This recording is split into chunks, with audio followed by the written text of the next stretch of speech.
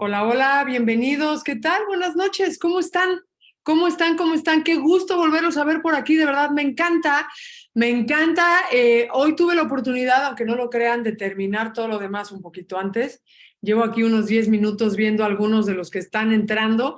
Veo muchos nombres repetidos. La verdad es que luego entran muy rápido, no se puede ver todo, pero me da mucho gusto. Eso quiere decir que por lo menos les está gustando todo lo que estamos haciendo. Y qué bueno, porque ha sido un gran esfuerzo para nosotros y sin duda alguna también ha sido un gran esfuerzo para ustedes. Hay muchos de ustedes que se tienen que desvelar. Argentina, por ejemplo, también nos han avisado de España, de Holanda, que están haciendo el esfuerzo por mantenerse despiertos. La verdad, pues yo agradezco el esfuerzo porque, como bien dijo ayer Rudolf en su entrevista, esto es para todos y esta mejora que estamos buscando con nuestros caballos, pues la tenemos que hacer todos juntos, si no, no va a funcionar, ¿sí o no? Así que dentro de este mismo parámetro, quiero pedirles a todos que traten de compartir un poco esta información, que traten de que la gente empiece a tener más conocimiento. Lo poquito o mucho que les esté quedando de estas entrevistas, hay que compartirlo, hay que empezar a hacer olas, hay que empezar a hacer que esto empiece a crecer, que la gente esté un poquito más informada y sin duda alguna, pues ahorita será de boca en boca y ojalá en algún momento formalicemos todo esto, como bien hemos estado platicando en estos 2 días. Ya llevamos 2 días de esta nuestra semana ecuestre con los Países Bajos. Bienvenidos a nuestro tercer día. ¿Cómo están? ¿Cómo están? Los veo, los siento cansados. No están escribiendo como otros días. Veo muchos países repetidos. Tengo que decir de verdad que felicidades a Argentina porque está muy, muy presente a pesar del horario. Y por favor, quédense con nosotros. Siento que es un gran esfuerzo, pero que vale la pena. Yo he hecho muchas barbaridades con tal de obtener formación y conocimiento en cuestión de horarios, en cuestión de aventarme maratones así de todo un día, de 2, 3 días de información. Sale uno arrastrándose, es la verdad, pero vale la pena y van a ver que poco a poco ustedes van a ir, pues en definitiva, capitalizando algunas mejorías con sus caballos, en su seguridad, con lo que están haciendo. Van a ver qué bonito todo este avance, ¿no? Y me da muchísimo gusto. Claro que sí, los quiero saludar un poquito. Saludo a Honduras, a Bolivia, Argentina, Perú, Panamá, por supuesto, México, Costa Rica, Chile, ¿cómo no? Y oigan, ya se habían tardado en entrar, ¿eh? Y de México, pues muchos estados, gracias por todos sus saludos. Una vez más, también quiero agradecer todos los comentarios tan bonitos que nos han estado dejando en las redes, todas las historias que han estado compartiendo y que nos etiquetan. La verdad está increíble que se lleven algo y que se queden contentos, ¿no? Es un esfuerzo, porque sí, sé que incluso aquí en México, pues para muchos terminamos un poquito tarde, pero creo que sí está valiendo la pena, ¿no? Y ¿saben qué? Me gustaría saber, que además ya me contaron de qué países son, ayer nos contaron qué actividades practican con los caballos. Hoy me gustaría saber cuántos años llevan montando, cuántos años llevan teniendo con sus caballos. Ok, perfecto, Lourdes Aguilar, 4 años. ¿Qué más? Otros 4 años, 7, 10 años, se empieza a poner muy seria la cosa. 40 años, qué bonito. 50, 15, 28, recién empezando, excelente.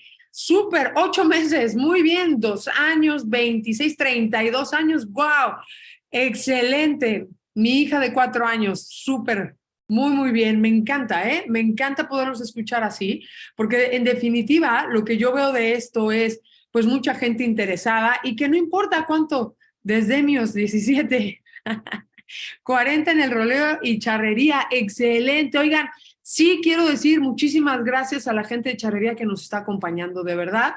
Ha sido uno de los círculos más cerrados donde más nos ha costado trabajo entrar, así que de verdad gracias por venir. 70 años, precioso, ¿cómo no? Gracias, mi hijo sigue mis pasos, 4 años, de 11, de 8, de 3, excelente. Oigan, qué bonito, muchísimas gracias por compartirnos también un poquito de su experiencia. Y les quiero recordar que estamos aquí todos juntos para tratar de aprender lo más posible, pero quiero pedirles un súper favor. Quiero que si tienen preguntas, por favor nos las compartan. Tenemos aquí el espacio para preguntas y respuestas. Haremos en lo posible el esfuerzo para comentar lo más que se pueda. También aquí en el chat pueden estar haciendo comentarios, pero porfa, les quiero pedir un favor.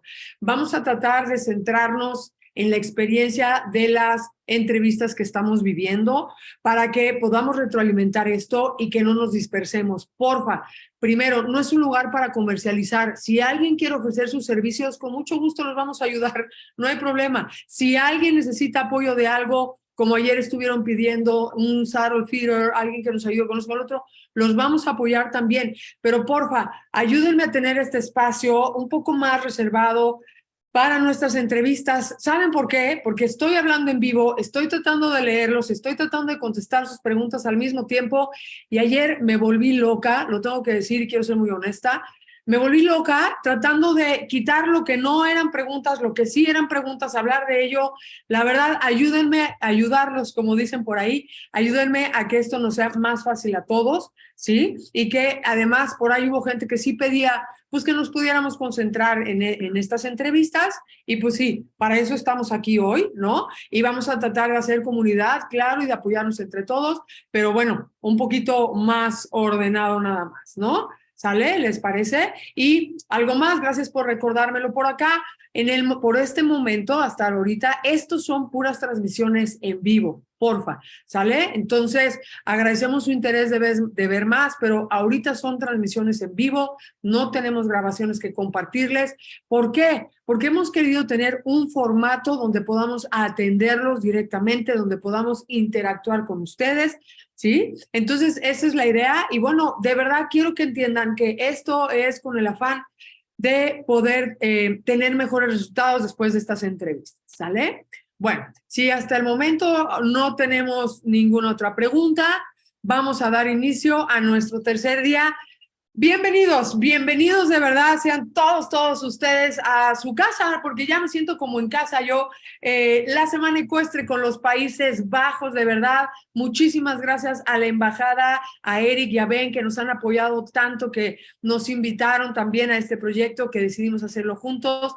Así que, pues, excelente, ya estamos todos listos. Vamos a comenzar para que no se nos haga tarde. Gracias a todos los que ya están aquí por acompañarnos, por llegar puntualísimos para que no se pierdan nada, para luego nos da pena que ya no podamos repetir, ¿sale? Entonces vamos a arrancar y vamos a arrancar en este momento con un juez muy especial. Él se llama Wil Thijssen y él pues ya nos contará un poquito de su historia, pero a mí lo que me es muy importante es primero compartirles algo. El frisón se ha hecho un caballo súper importante en México y sin duda alguna es un caballo bellísimo. En la mayoría de las películas de Hollywood, bueno, El Zorro, así, son frisones porque son fáciles de trabajar con ellos, pero son bellísimos además, ¿no?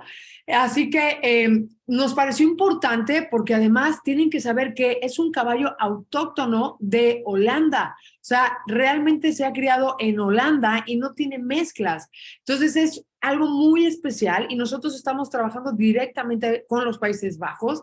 Así que claro que era importantísimo hablar de ellos y nos van a compartir algunos detalles sobre cómo se realizan las certificaciones.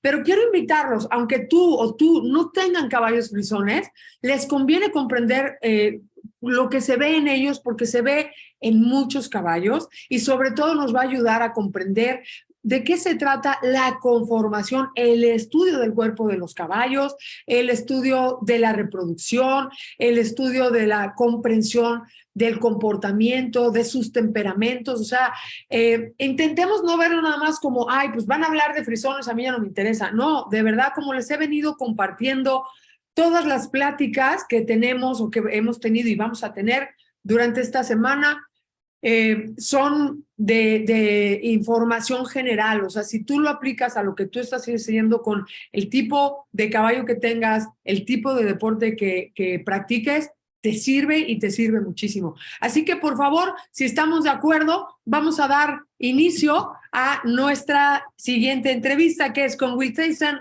el juez de los frisones.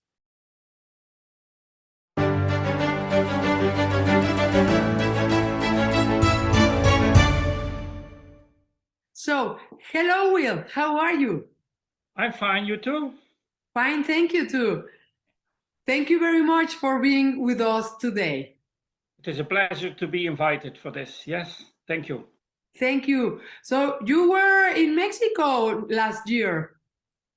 Yes, I was searching there with a colleague, a lot of horses on different places.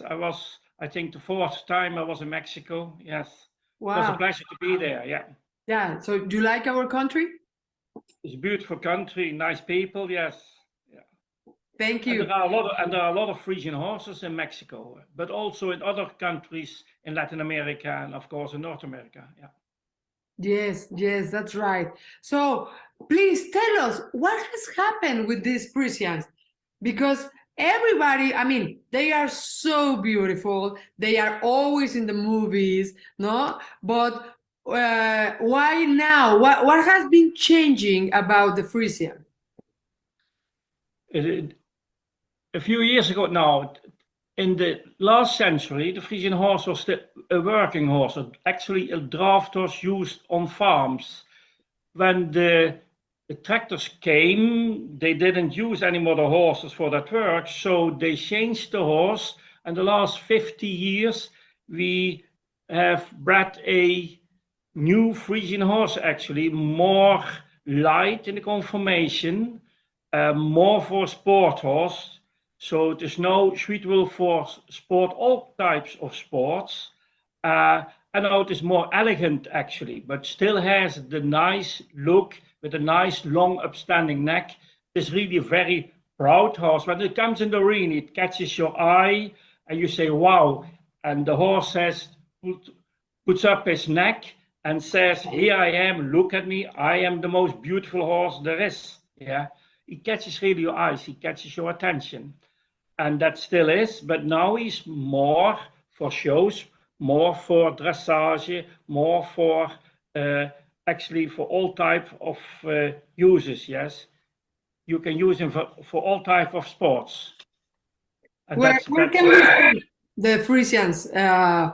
Because we know him competing on dressage, but where else? What are they doing?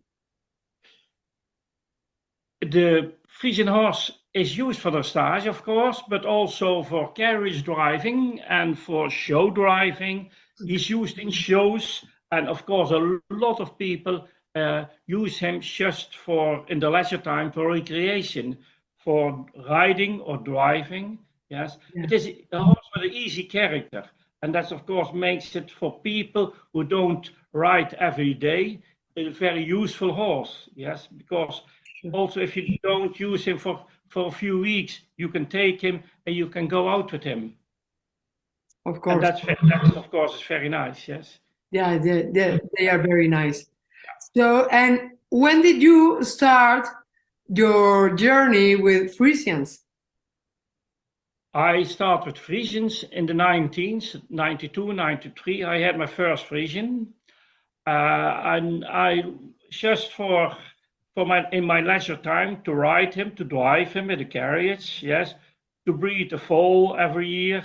So it was just, I was working, I didn't have much time, but I like to have a Frisian horse. And a Frisian horse, because it is so easy and he has a nice character, he's always willing to work for you. It was a very nice horse to have one. And then later on, I started with judging the Frisian horse. That was in 2000. Because I liked the horse, I did some courses to judge the Frisian horse, just also in the beginning because I liked to know more about the Frisian horse, but then they asked me to come and judge, so I did some more trainings and I started judging the Frisian horse in 2000. Yeah, and some years later you became international judge. Yes, after a few years I went abroad. I think my first trip was in 2003, and since that time, I go every year to a lot of countries in Europe, of course, but also in other parts of the world. Yeah, I've been in a lot of Latin American countries like Chile, like Argentina, Guatemala, Costa Rica, Mexico, of course, Colombia, and then of course North America, yes, but also in other parts of the world. So that's very nice thing. You can travel, you can meet people, talk about horses. There's always something that makes it easier to communicate, yeah, Sure. with people. Yeah. Great. But tell me, what's the plan? So are you planning, well, the federation, the association is planning to conquer the world, or what is it about? Because this is growing so fast. We don't want to conquer the world. The Frisian horse conquers the world. Nowadays, I think in almost 70 countries there are Frisian horses.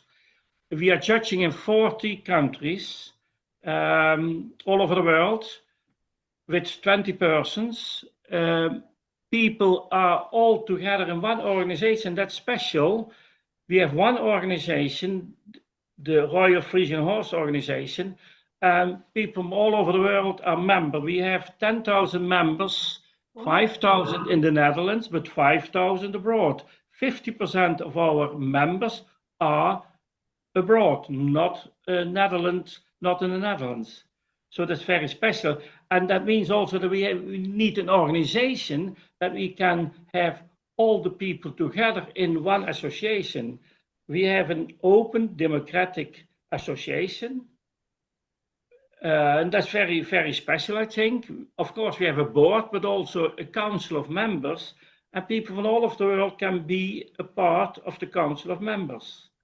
Actually, Annemarie de Jager, you know her, of course. She was a long time a member of the council, and now a person of Costa Rica, José Rodriguez. He's a member of the council, and they are deciding about the policy, the breeding goal, and all those things of our society. And I think that's very special. That combines us.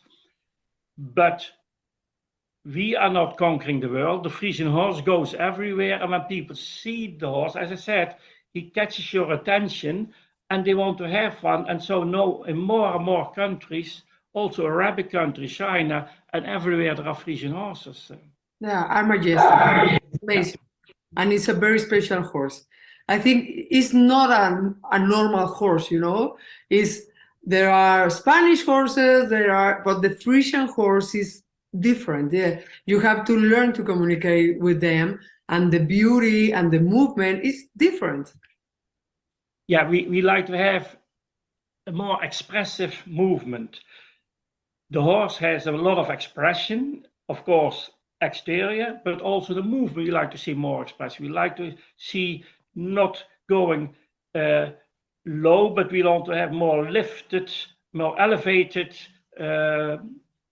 movement. And that's very important also, so that he must be a royal horse, showing himself also in the walk and trot and the canter. Yes, and he does it. Yes, not all the horses, but the most horses, they're really beautiful, and they can do that very well. Yeah, and they are selected for doing that. That's why we are judging. Yes, exactly. That was my next question.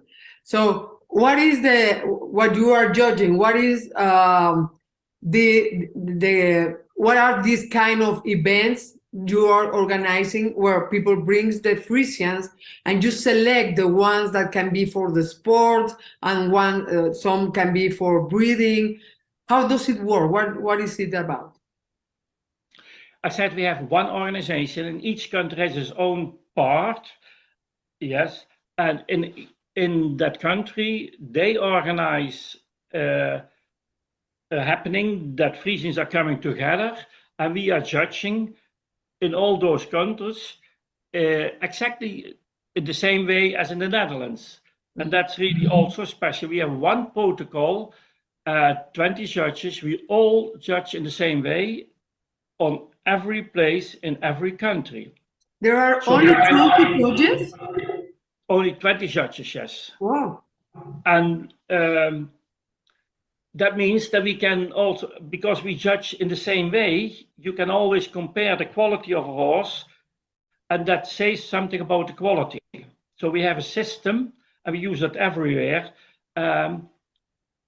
So you can compare a star stallion in China with a star stallion in the Netherlands with a star stallion in Mexico. They have almost the same quality. Wow. And in that system, we are looking at the exterior and we are looking at the movement. Exterior, we look first of all to the parts that are typical for the Frisian breeds, the breed type. Then, of course, the conformation. We like to have a functional conformation. We look at the leg quality and the leg stances. That are three things: exterior, and then we have the movement, walk and trot. And we let the horse walk, we let the horse trot, and we give marks for each part. And at the end, we say, okay, he has that level, so he gets that predicate. And we use it to all horses. And what's special also, we collect all that information on one place in Drachten in the Netherlands. So all Frisian horses are registered in the Netherlands. Okay. And that makes it easier when you want to improve your breed. You have the information of all the horses. So you also know which stallion brings what in a horse. Does he bring a good walk? Does he bring a good trot? Does he has a nice head? So you have all the information of the offspring of one stallion. And that means also the breeders know exactly which stallions they want to choose, because they can look in a book what a stallion brings. We give that information to all the breeders. Will, this is very interesting, but I would like to understand more about this competition, because I know you have the Stella, the stars, but what is it about? How can you get it? How it works?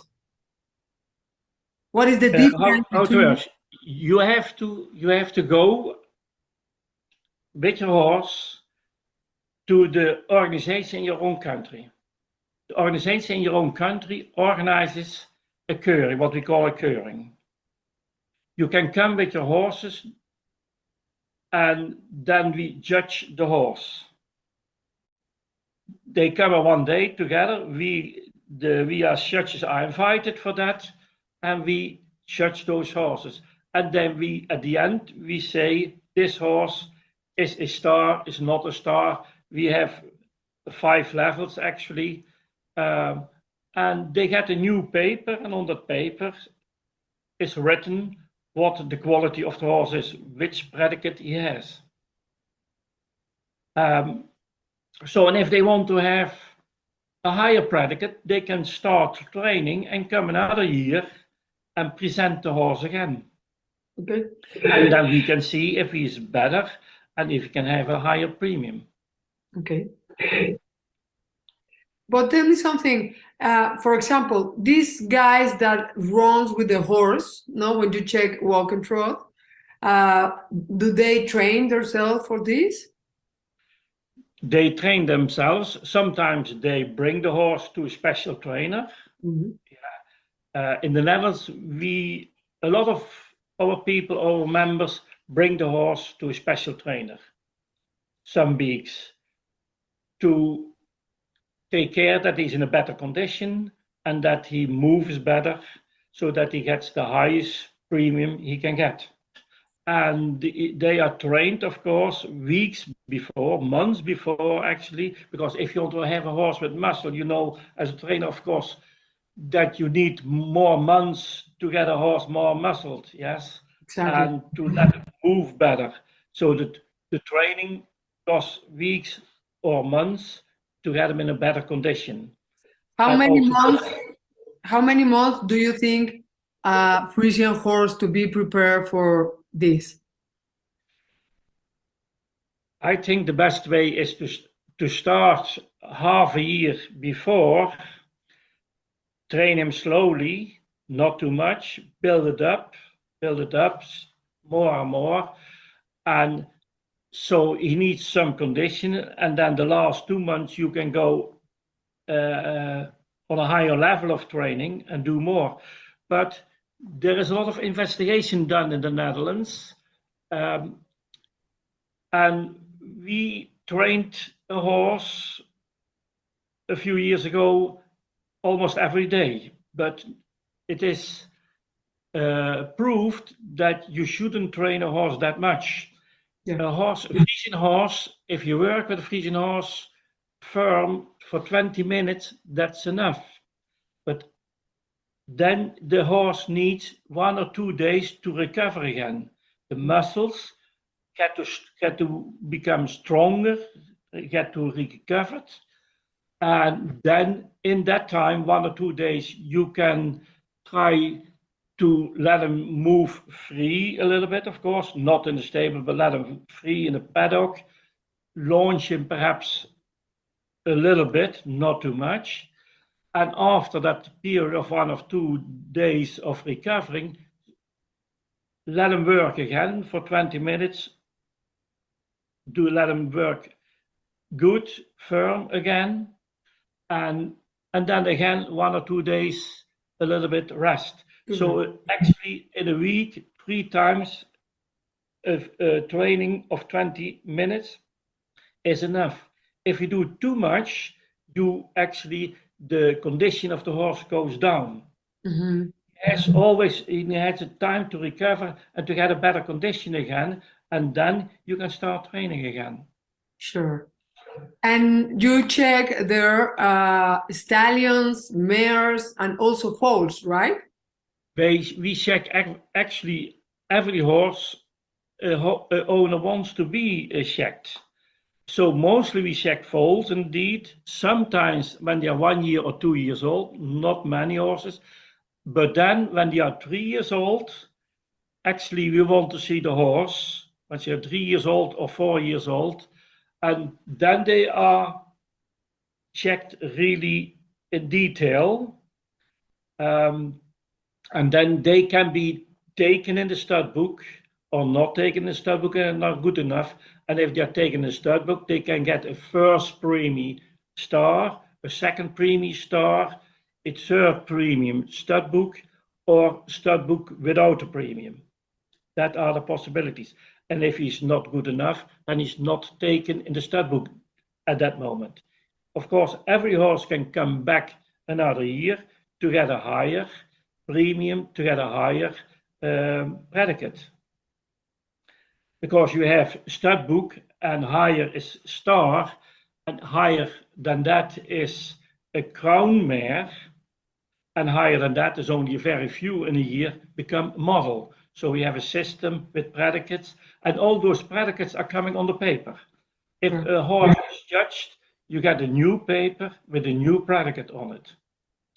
Okay. And what is needed for this training?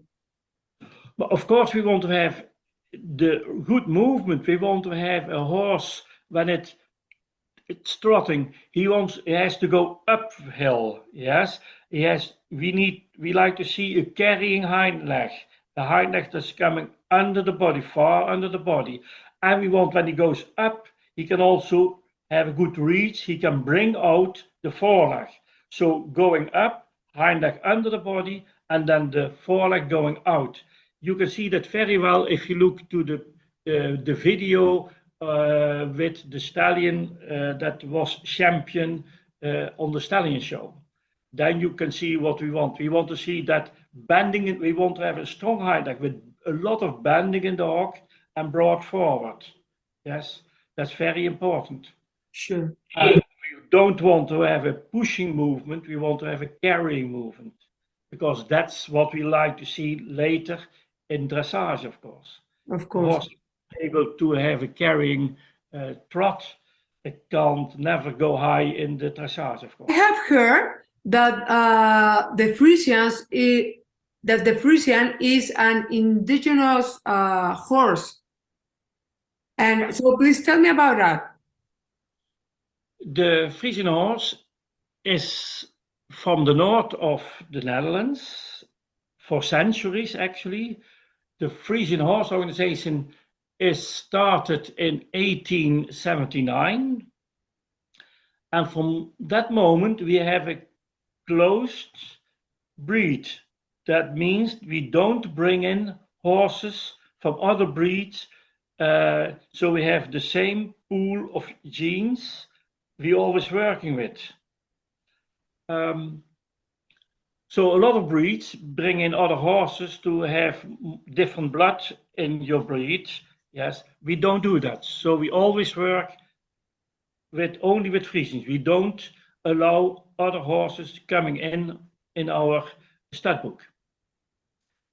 That gives also the beautiful horse as it was originally. Now it is a little bit more a light horse, more sport horse, yes, than it was 50 years ago, but the same horse with the same genes. And that is an advantage. We have that beautiful horse, but it gives also, of course, problems. We have to take care that we don't have too much inbreeding, yeah. Okay. And when we are selected stallions, we have to take care that we take different lines and that we have different blood types, yes, as much as possible. Great. And what about the welfare of these horses? What do you do to try to control or to educate people about that? We have a breeding goal, yes, and the first thing in our breeding goal is health and vitality. Very important.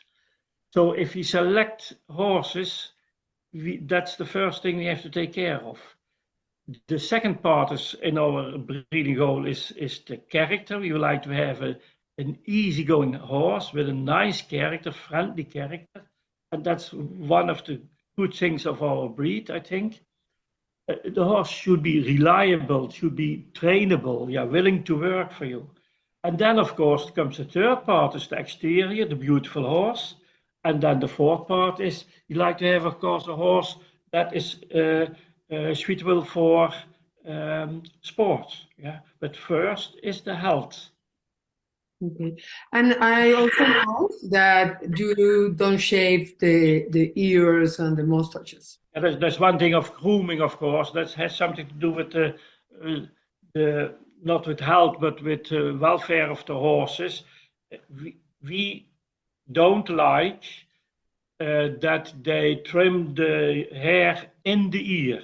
You can hold the ear and then take out, you have pictures of that, take out what's outside, but not the hair in the ear, because they are functional, yes, they protect the horse against the rain and against the bugs and things like that. And the same with the hair around the eye and hair around the mouth. Don't take that off because they are functional. The horse needs those hair, yeah. And so from now for 2 years, I think we have the policy that we don't judge horses that are not groomed in the right way. Okay. Because that has something to do with welfare of the horse. Great. Yeah. Yeah, sure. And I was watching some videos about these events or these kind of shows there in Holland, and it's amazing. It's a big party. I mean, with lights and everything. It's amazing. Yeah, we have every year we have the big stallion show in the beginning of January. That's 3 days. The first 2 days is for selecting the young stallions, and the third day is a competition between all the stallions that are already approved stallions, that are stud book stallions. Okay. And that's a really big event. Every day about 8,000, 10,000 people in a big arena with lights. In the evening we have beautiful shows with dressage, with carriage driving, everything. But the last day we have a competition between all the stud book stallions, and that's really an amazing competition. Wow. It takes a whole day, yes. The group of 1 year has a competition. We're choosing the best 2, and at the end we have the champion of all the stallions. And that's a really very big party, yeah. There are coming people from all over the world. coming people from, especially from New Zealand, from China, from the Arabic countries, also from a lot of Latin American countries. That's really, yes, the nicest happening that we have in the Frisian breed. Yeah. Yes. And when we select stallions, then we know at the end we have a 70-day test. They stay in one place with special trainers, and they are looking at the character and they are scoring the character actually, yeah, so that we know if they have a good character or not, if they are willing to work, if they are easy to handle, yes, because that's very important. You say something about the stallion selection, because that's also certainly for a country like Mexico very important. We have a program to select stallions. There are a few thousand foals every year. In December, when they are 2.5 years old, they come with about 300 stallions, the best of the young stallions. 300. Then we have the first selection, and in January we have the second selection, and every time only a few are going on. Yes, we start with 300 and 100, and in the summer, half year later, they are performing. They do under saddle, and then at the end only 30 or 40 can go to the 70-day test, and there they are trained by special trainers 70 days, and at the end they have to do an exam under saddle for carriage. They get marks also for their behavior, for the character, and we end up at the end with 5 every year. So only 5, 6 stallions are chosen at the end after selection of 9 months, and that are the studbook stallions. Wow. They get the license to produce for the breed. So of course you can use every stallion you want for your mare, but those stallions are selected because they are the best. We know what they can produce because we have all the information of their father and of their mother. So they have the right genes, and they are selected when they can then produce some foals. And after a few years, when we have seen the 3-year-old horses of a stallion, then we say that stallion is good enough, he produces good, and we have then all the information of all the offspring of a stallion, and so we can bring that information to the breeders. We can say that stallion brings a nice head, but that brings a good walk, and as breeder you can select then the stallion that improves what should be improved for your mare. Sure. Of course you can use every stallion you want, but then mostly you go down because you don't have the good stallion for your mare. You don't know how the combination works. Yeah. If you choose the studbook stallions that are selected, then you know more or less what they bring, what they are good in. So if you want to improve your breed, if you want to improve the offspring of your mare, then it is better to choose the good stallion. Yeah. And that's of course different from Mexico, but now in Mexico there are 2 very good stallions selected, and they're coming in 3rd one. So people have now the choice to use approved stallions. Wow. Studbook stallions, and that's of course you have a much better chance to get a good offspring with such a stallion than with the not selected stallions. Yeah. Yeah. And is there any tip you can share with us for a good taking care of the horses, of the Frisians?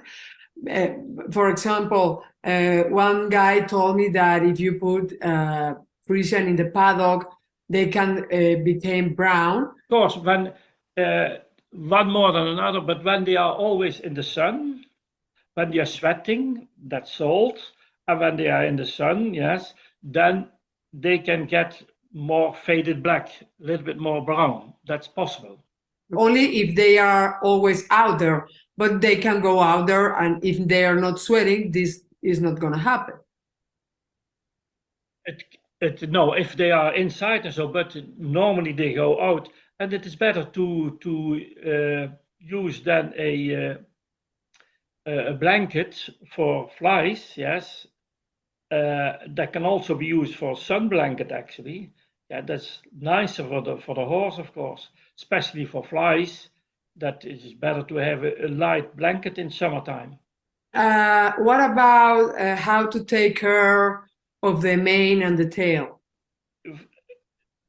A Frisian horse has mostly very nice hair, abundance of hair, in tail, in mane, the forelock, yes, and of course the fetlocks. And you have to take care for that. You have to wash that. It is good to, how is that called? To bridle that. Mm-hmm. Yeah, because then you can protect the hair. Yes, so that's some work. And also, if you have a blanket on it and over the hair, then of course there's less chance that you are damaging the hair, of course. Yeah. Yeah, sure. Is there also they have to take care of the hair in the legs, right? Yes, yes. Clean that, of course. That is because when they are wet, then you can have a mud fever or something like that. So clean that, and also so you have to wash that and clean that. Be careful that it. And some people are taking off some hair. Yeah, if they have problems, you put together the socks and put the hair around it. You can take away. Yeah, but leave the socks at least. Yeah, because that's special for the Frisian breed. Yeah. Sure. Long mane, nice forelock, yes, long thick tail, and also the fetlocks, the socks. Yeah. Yeah. Some people think I want to have a long tail, and they let it grow and grow that it goes on the ground. Don't do that. Yes, that's not good, of course, because when he goes backwards, then he can goes and step on his hair, on his tail, and then you lose his tail.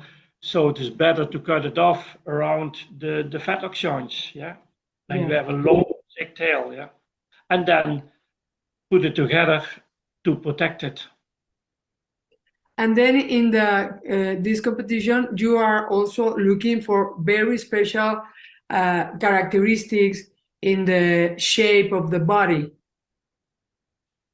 Yeah, we have. I said we have three things in the exterior: the breed type, and then the conformation. The breed type, that is, we want to have a nice noble head, a small head, not too long, with a little bit dished in the nasal bone. Yes. Yeah. Ears, yes. Nice, bright, shining eyes. So a nice noble head, a light head neck connection, and we want to have a neck that is long, almost vertical, upstanding, yes, almost vertical, and with a good shape. And then we want to have lots of hair and jet black horse. That's all typical for the Frisian breed. That is what we call, for the racial type, the breed type. Then we like to have a good conformation, because you need a functional conformation. If you want to have a horse that's suitable to sport, then you need a good conformation. We like to have a horizontal body, a long foreleg, yes, and then from the beginning, a sloping shoulder, almost 50 degrees, good withers, strong back, yeah, a very strong, broad loins, and then a croup that is long and a little bit sloping, but not too much. That's actually almost for every breed. This is what we like to have: a functional, strong horse with a good conformation. And Right. especially that horizontal body is very important, and a strong top line, because if you have a horizontal body, it's much easier for a horse to go up in the front and to sit in the back, and when he does that, he can bring the hind legs easier under the body and bring out the foreleg. Just for a good movement is a horizontal body very important. Great. So, Will, this is very interesting. I think there's no one that can't love these beautiful, beautiful animals. And is there anything else you want to share with us? Yeah, we have said a lot already. There is, of course, much more to tell about the racial type, about conformation, about movement, about breeding and all those things. Yes, that's actually, it would be nice to do a few days, a course of few days. Then you can tell a lot of things. Yes, I did it a lot of times already in the United States, a course of 3 days for 15 people, and people are really interested in that. Then you have the time to talk about the theoretical part, but also to practice in judging a Frisian horse. Yeah. Great. Well, Will, so thank you very much for sharing with us your experience, your time, because this is very important for us to grow up in this sport. May I say one thing again? Yes, especially in Mexico, they are training sometimes very hard with the horses. What I said in the beginning, don't train too much, 20 minutes when the horse is young, then give them a rest. So don't want to make a horse in half a year, a horse that can do everything on the saddle, yes. Be careful, yeah, and don't ask too much for the Frisian horse. Because the Frisian horse is willing to work, he doesn't tell you that he is tired. He goes on for you. And that's very nice in the character, but that means that the responsibility is for the rider. He has to see and to take care that he's not asking too much for the horse. Because if we are asking too much, he's destroying his horse in a few years. Yeah. That's something very special about this horse. As you said, they are always trying and willing to try everything, but they don't show the pain. They don't show they are injured. Yeah. So here is where we have to be aware of that and taking care of everything. I mean, if it's not like one blood or a Spanish horse that you can see they are having a colic, for example, or lame, no? So it's different. So we really have to take care of that. Yeah. Yeah, they want to train a horse in a few months to dance with the horse on a party, and that's not possible. That needs a lot of time. Then you need a strong horse with a few years of training, actually. Yes. Exactly. And then you can have much longer pleasure with your horse. Yes. Yeah, sure. Sure. And also take care of the character, because sometimes, as they are very nice and have a very soft mind, you can begin to be stronger in your movements, in the communication, in the writing. And suddenly, when I have seen a lot of horses that have started to be very scared of everything that can move, and Frisians weren't like that before. So I think we have also have to take care of the character. Yeah, but that's what we are selecting the stallions for their character. Yes, we are really looking how is their character. 70 days, we check that and score that. But still, of course, there are people who want to have a horse with power, who want to have an electric horse, yes, for riding on a high level, yes. But not everybody can handle that. So nowadays we see some Frisian with more character, yes, but we like the old character, the easy horse, easy going, willing to work, easy to handle, yes. Yeah. But well, Will, is there anything else you want to share with us?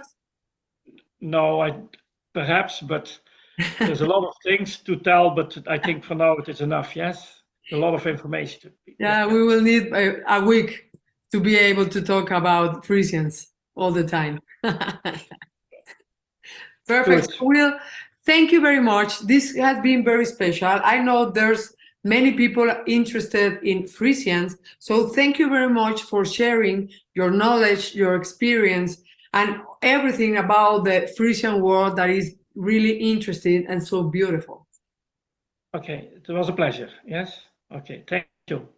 Perfect.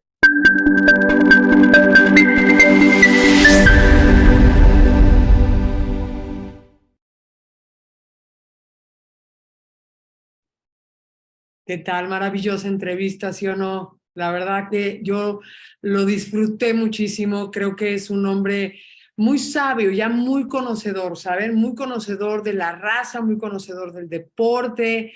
Me encantó, la verdad. Y hay algunas cosas que sí me gustaría, a final de cuentas, recalcar dentro de todo lo que estamos aprendiendo, porque si se dan cuenta, al día de hoy, en estos 3 días, hemos hablado sobre frisones, ¿no? El primer día, Ben Horstman nos comentó algunos detalles sobre cómo tratar al frisón. Él también es veterinario internacional, pero toda su experiencia, él es criador, ¿no? El día de ayer con Rudolf pudimos platicar sobre los equipos especiales, las monturas, los cinchos, y el día de hoy tenemos aquí al juez. Wil, entonces me parece muy importante como ahora sí que concretar un poquito de esta información.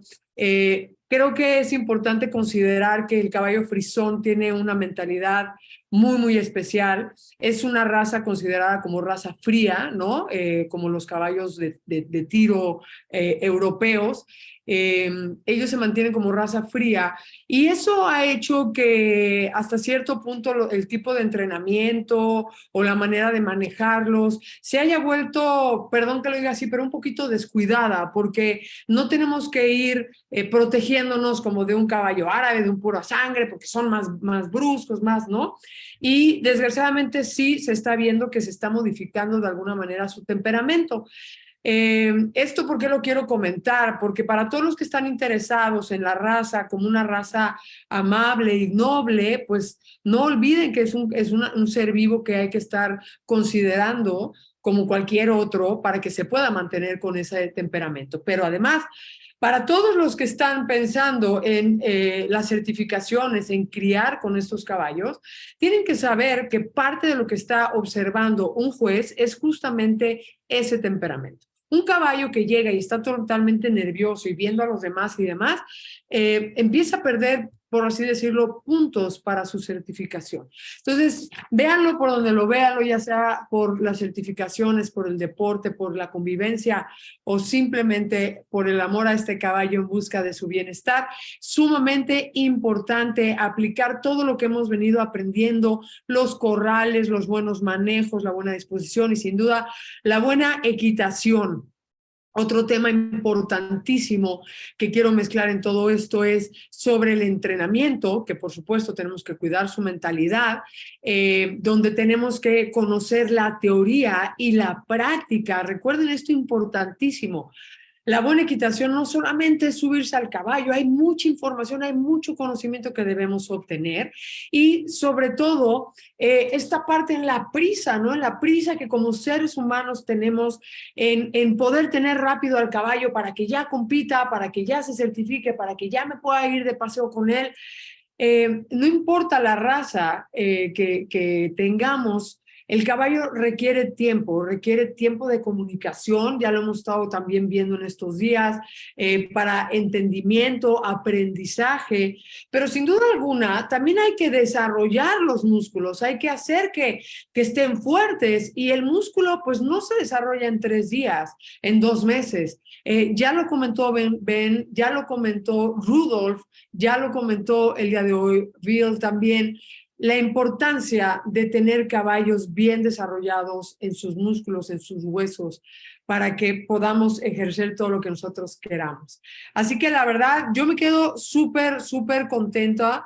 Hay muchas preguntas sobre los sementales, sobre los registros, sobre los requerimientos, sobre qué se está buscando en el cuerpo.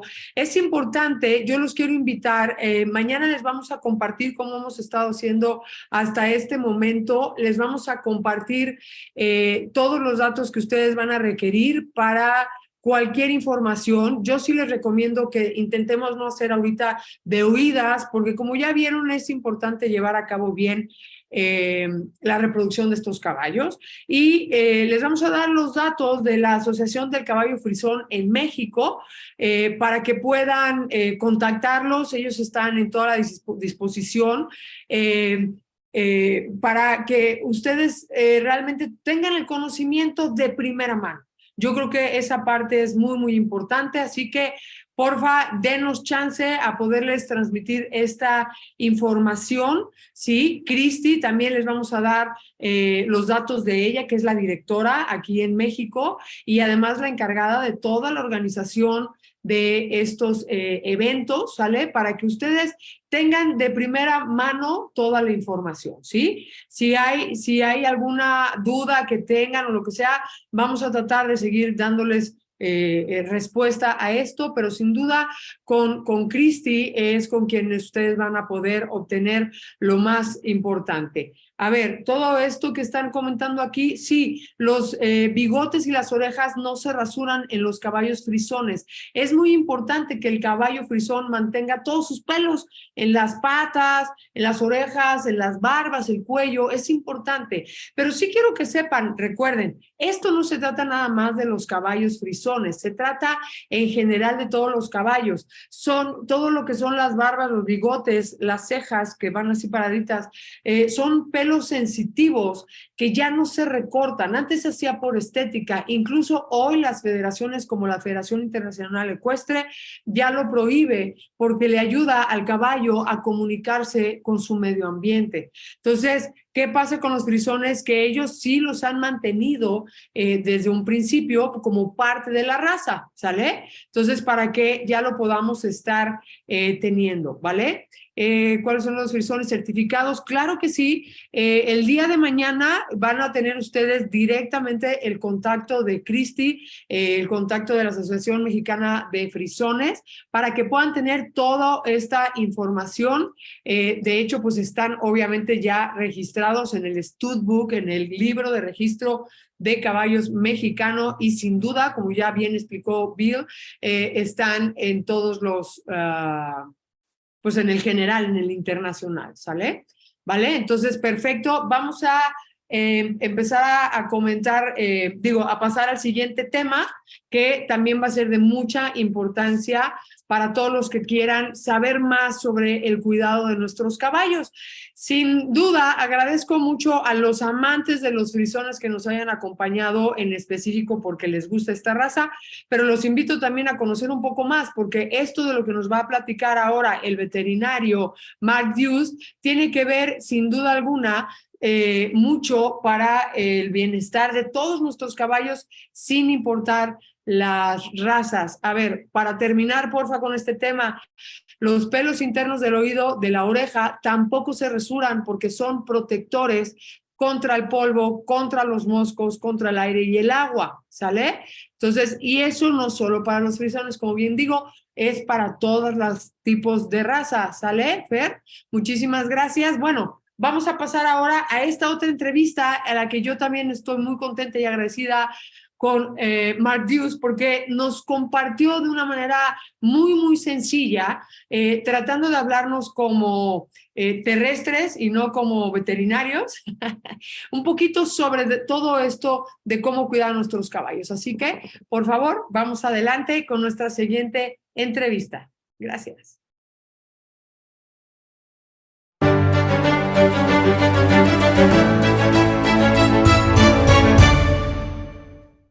My friend, thank you for being here.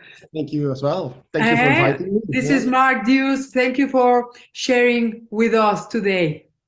Thank you very much for inviting me, and a big hello to the Mexican equestrians. Hi. Thank you. So, Mark, let's start talking about yourself.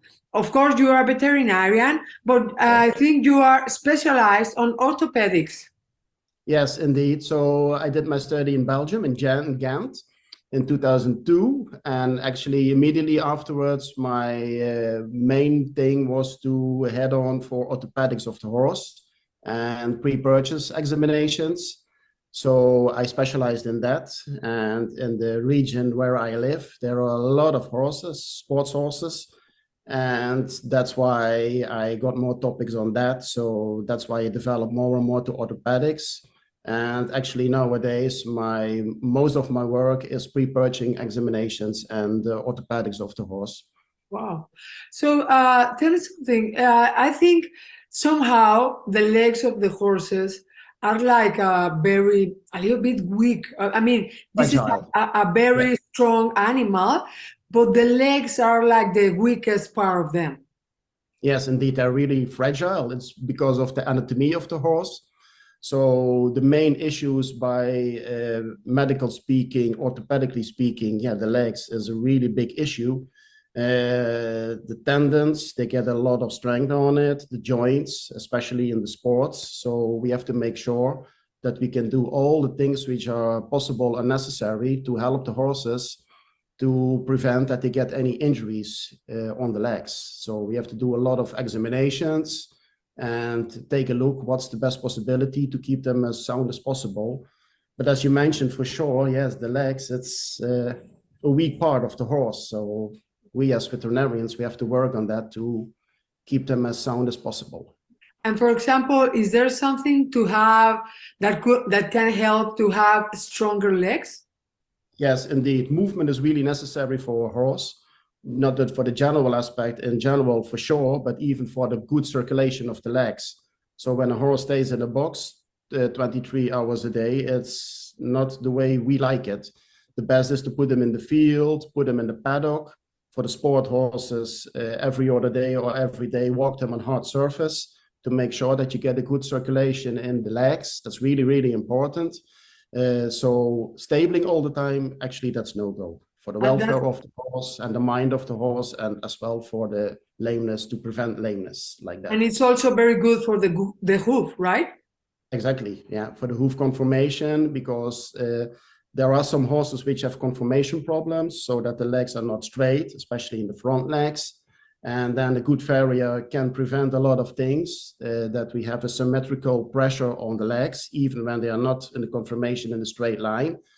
But okay, when you walk on hard surface, it's even better to help the circulation and to make sure that the hoof shape will turn better and better. So it's the one is working with other to help those kind of things. And what about the training? Especially for the sport horses when they have to compete. So the best is put them in the paddock, or when they don't behave that crazy, put them in the field and make sure they can go around in the paddock, enjoy their life, do those kind of things. For the sports, they walk them on hard surface. They put them in the horse walker. That's the second thing. You can launch them on soft surface. To make sure that the whole body is getting perfectly in shape, and together with a good farrier to make sure that the hoof shape is really nice, even with shoeing, that you make the perfect shoeing, which is necessary for that kind of horse, because there are different types of shoeing you can use. And that all those things together make sure that the horse has the best conformation and the best circulation inside of its legs. And of course, I think also the way you ride the horses, the way you train them, when you're riding, I mean, sometimes it's for a sport or sometimes it's just for a hobby, but it always has to be in a good way. For example, if you put a horse every day in the box and then you want to travel 6 hours with your friends, it's not going to be good. Or for example, if you train your horse, but suddenly you want him to run very fast because you decided to go to a race, I mean, I think one of the most important things for the health of the horse and, of course, the strength of the legs is the way you train the horses when you ride them. Yes, exactly. It's just the training and the preparation before you go to a show. That's really important.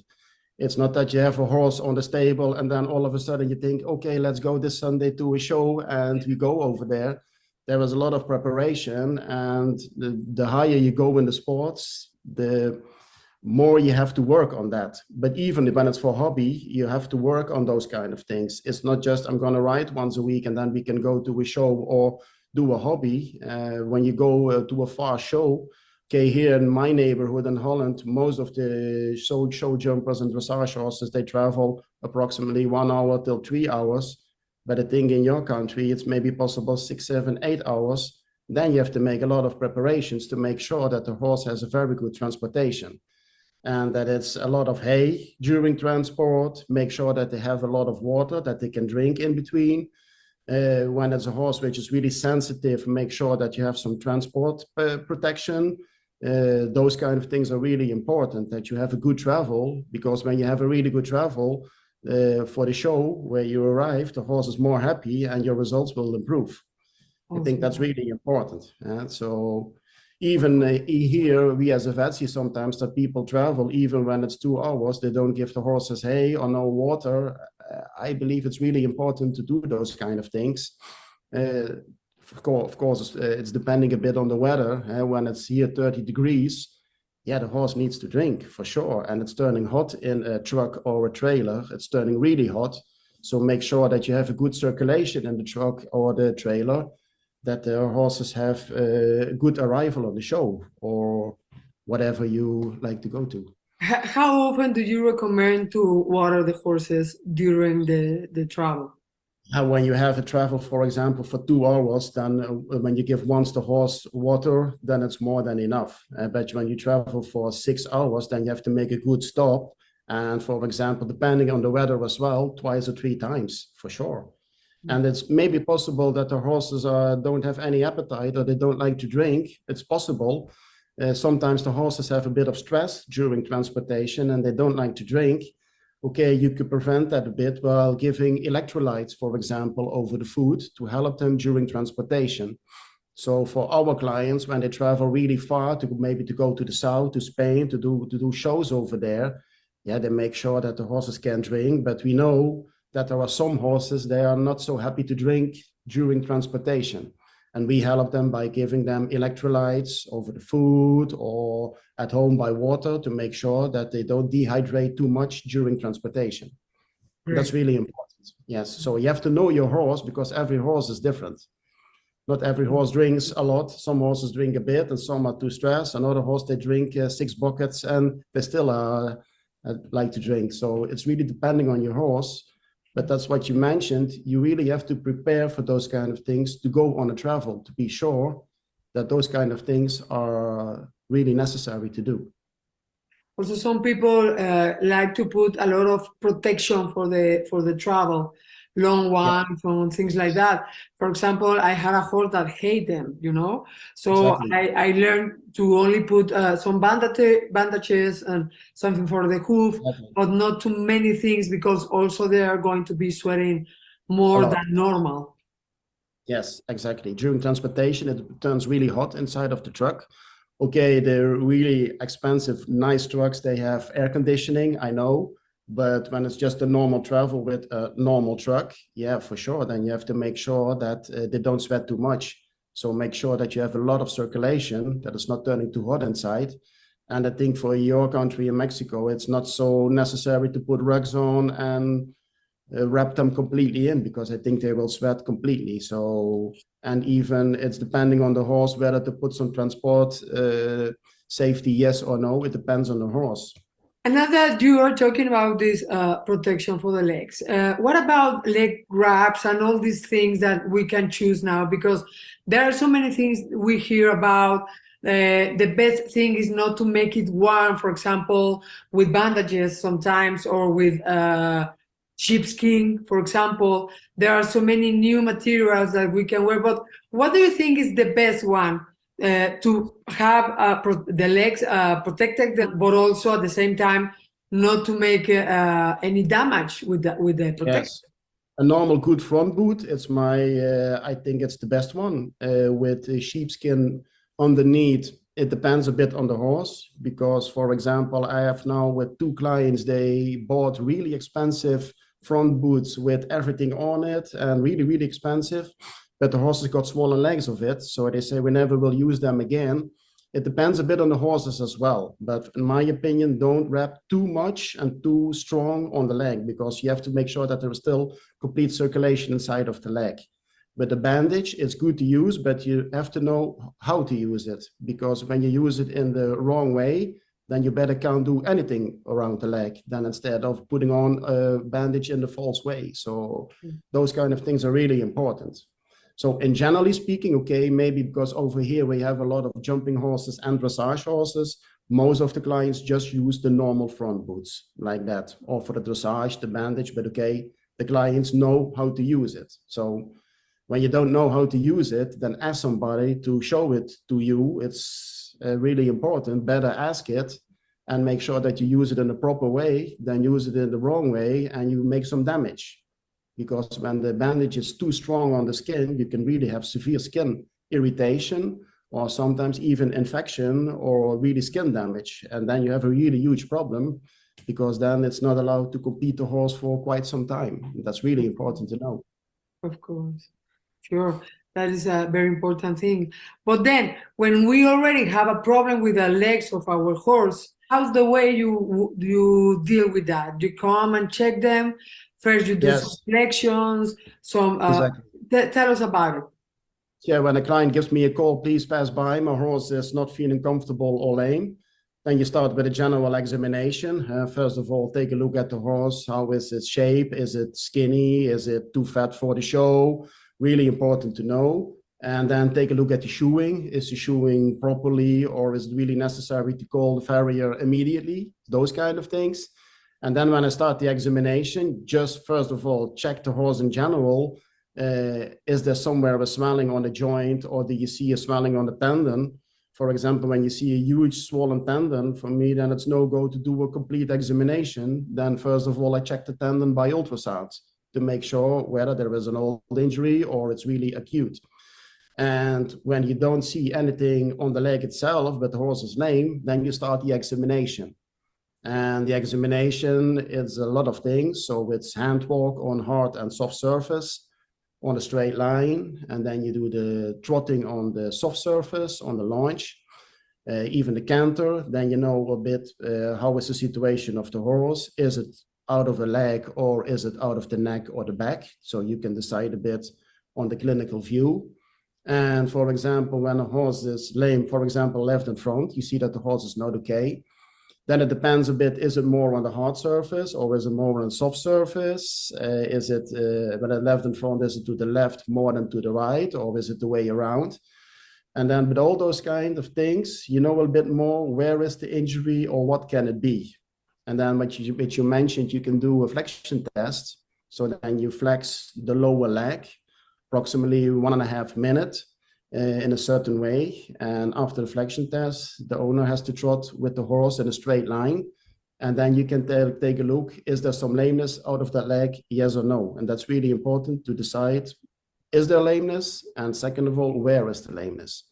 So for example, when you do a flexion test and the horse is really complaining during the flexion test, then we know it's most of the time in the region of the fetlock or attachment of a tendon. So when they are not too annoyed during the flexion test, there's maybe more possibility with a lower problem. So coughing joint or something in the foot or something like that. So that's the first examination. Then you know, okay, which leg it is and you have a mind where it is.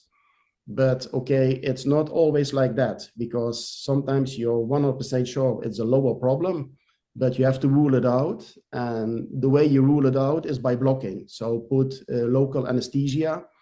You can do it in 2 ways, or you do it locally a nerve block to make sure where is the problem, or you can do in a blocking inside of the joint. And then you can rule out, is it a joint problem, or is it a ligament problem or a tendon problem? And the next step is radiology, so x-rays or ultrasound.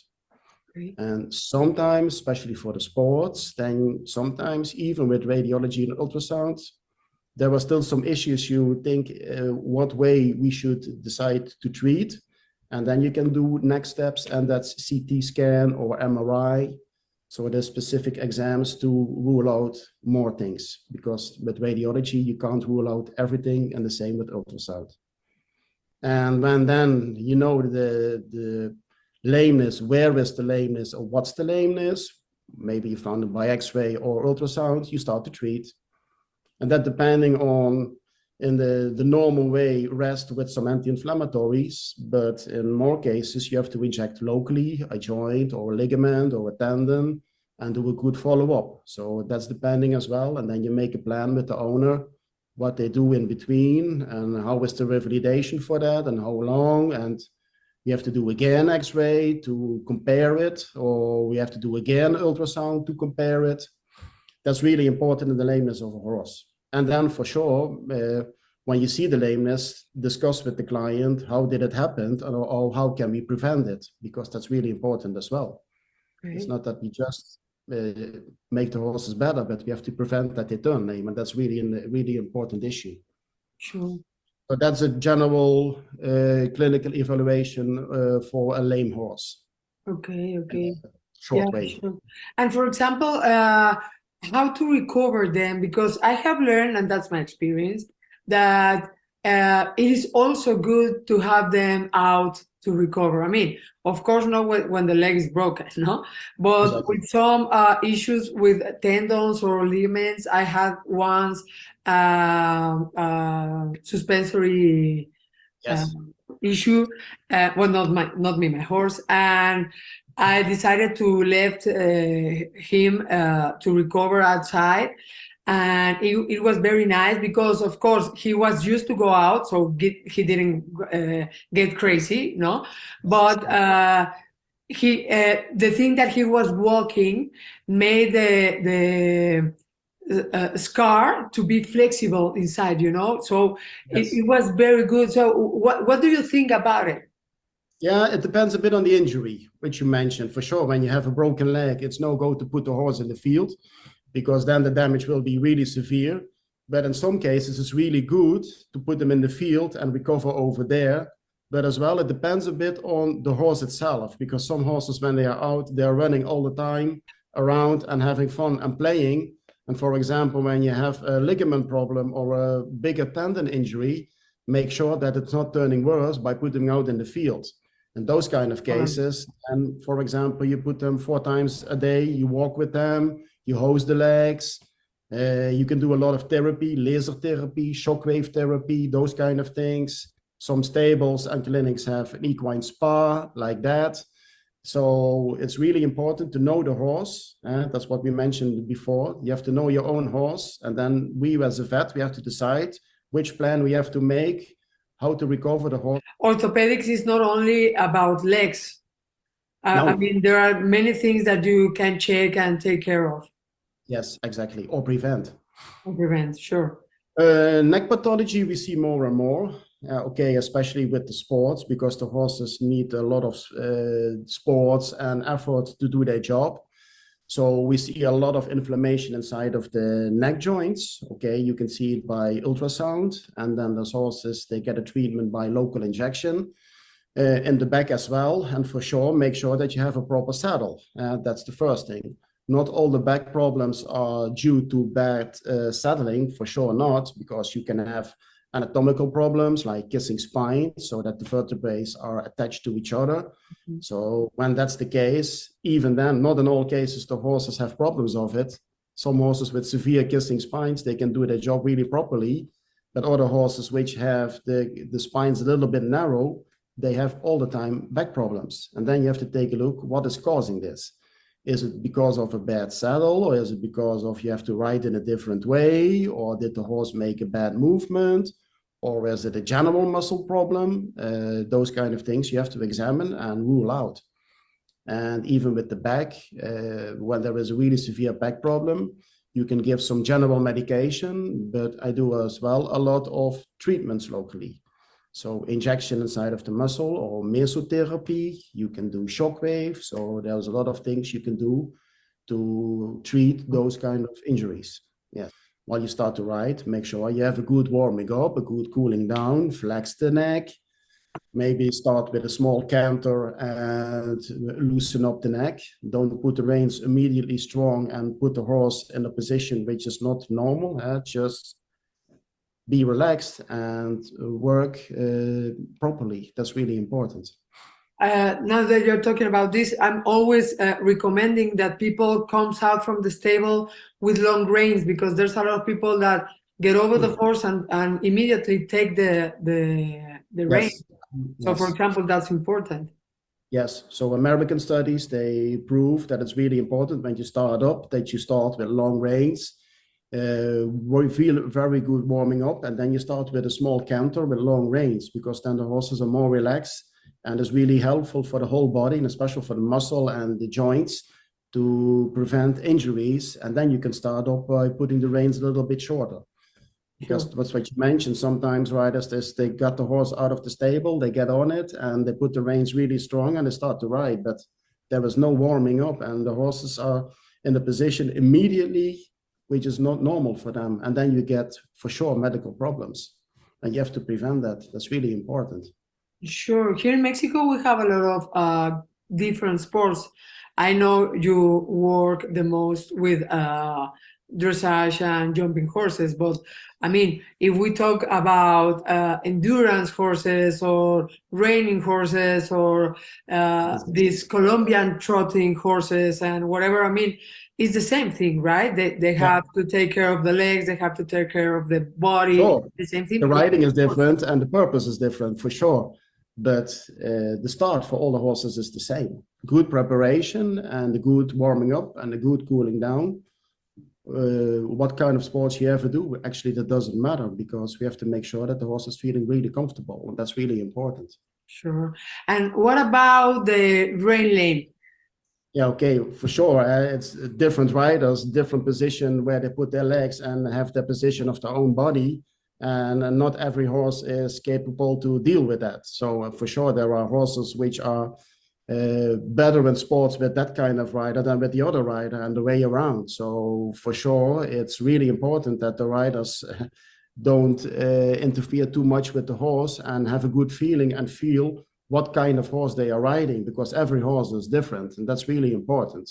So it's no go that you ride all the horses in the same way, because that's really important. No go, because that horse you have to ride a little bit more with longer reins, or other horses you have to ride a little bit shorter, or more leg or less leg. So you have to know your horse again to be sure how to ride those kind of horses.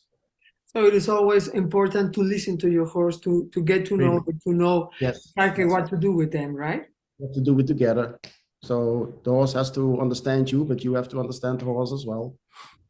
Sure. And for example, how often do you recommend to bring the veterinarian to check the horse? I mean, it's not always to wait for the horses to feel bad or what. No, I think it's good to be checking them. For sure. It depends a bit on the client, I have to tell. When I tell for my own clients, for sure, when it's big sports, it's maybe once a week or once a month we check the horses, and we do like the clinical examinations we mentioned. So trotting on hard and soft surface, circles, even that the riders ride the horse, that I can take a look how they're feeling while riding. And that's really important as well. And for some clients, I check them maybe every 6 months or once a year. It depends a bit on how big is the sports and how much do you like to spend to the veterinarian, because that's really an issue as well. It's expensive. So I can understand that it's not for everybody to every week let the vet pass by and check your horse. That's not necessary as well. So even for hobby, it's necessary to make sure that your horse is feeling comfortable. And when you have any doubt, you can even give a call to the vet, or in my case, I get a lot of text messages or WhatsApp pictures or movies that they say, hey, this is my horse, this is now I'm riding, or this is on the circle. What's your opinion? That we as a vet can decide whether it's necessary to pass by, yes or no, to make sure that the horses are feeling really comfortable. And that's really important. So even for hobby, let your horse check for sure. And it's not just the orthopedics part, it's the whole part. A dentist is necessary as well, for sure. Once or twice a year, a good dentist to make sure that the teeth are okay. A good farrier every 6-8 weeks is really normal. So don't think, okay, we let this year we skipped the dentist and the farrier can pass by every 4 months. It's really necessary to continue in that rhythm to make sure that the horses are feeling perfectly fine. Of course. And then for me, I check not only the orthopedics, but I check as well blood samples to make sure how are the horses with internally speaking, is everything okay? and you start with a good deworming, those kind of small things, but really important. Make sure that you have a really good feeding program, and make sure that your feeding program fits with the sports you do. Don't feed less when you have big sports, and make sure that you have a good balance inside of that as well. That's really important. So that's really important with all those checkups, and maybe once a year show it to a chiropractor, for example, or a physiotherapist, or acupuncture whenever you like, those kind of things. All those things which can help a horse, you have to do, in my opinion. Yeah. Yeah, sure. So, Mark, thank you very much. This has been very interesting. Is there anything else you want to share with us? I think we discussed a lot of things. Yeah, we can talk about a lot of weddings and examinations. Maybe next time we can discuss about that. But I think really important is the welfare of the horse, and make sure that you know your horse. That's really important, and make good preparations for going to a show, for transportations, those kind of things. I think that are the minimal basic things which are really important to start with. And then we can continue for the sports and help them more and more like that. But the basic is really important. Totally. So most of all, I think there are some people that thinks, I don't know why, but that thinks that the horses don't feel pain. And I think that is terrible, because they continue riding the horses and they are in pain, and that is terrible, you know? Yeah, that's no go. That's really no go. Horses really feel pain for sure, because otherwise they wouldn't turn lame or lay down when they have colic or things like that. So whenever there's something, make sure that your veterinarian checks it and that everything is okay. So don't continue, because you make it really worse. A small injury, when you continue, can turn into a really big injury. And then, sportly speaking, sometimes it can take 4 days till a week, but when you continue, it can take 4 months. And then you are out of sports, or worse, and that's no go. So don't continue with a lame horse, for sure, or a sick horse or whatever. When horses don't having any appetite, then don't ride them. Then there is something. Then just ask your veterinarian to check it. Is it feeling okay? Does it have fever or something like that? It's really important to know. Because sometimes, people think, yeah, my horse is not feeling that comfortable, but maybe when I ride it, maybe it will turn better. Yeah, that's no go, because the horse is sick. Yeah. When we are sick, we are not able to do top sports at the Olympics, for example, or a championship, because you are sick. That's the same with horses as well. Sure. You have to be really fit to compete, or even do your hobby thing, but they have to be fit. Sure. That's true.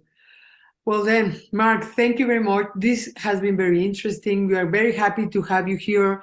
Thank you for sharing your knowledge and your experience. And thank you very much. Thank you. All the best in Mexico, and enjoy. And maybe till next time. Thank you. Yes, sure. Bye-bye. Yeah. Bye-bye.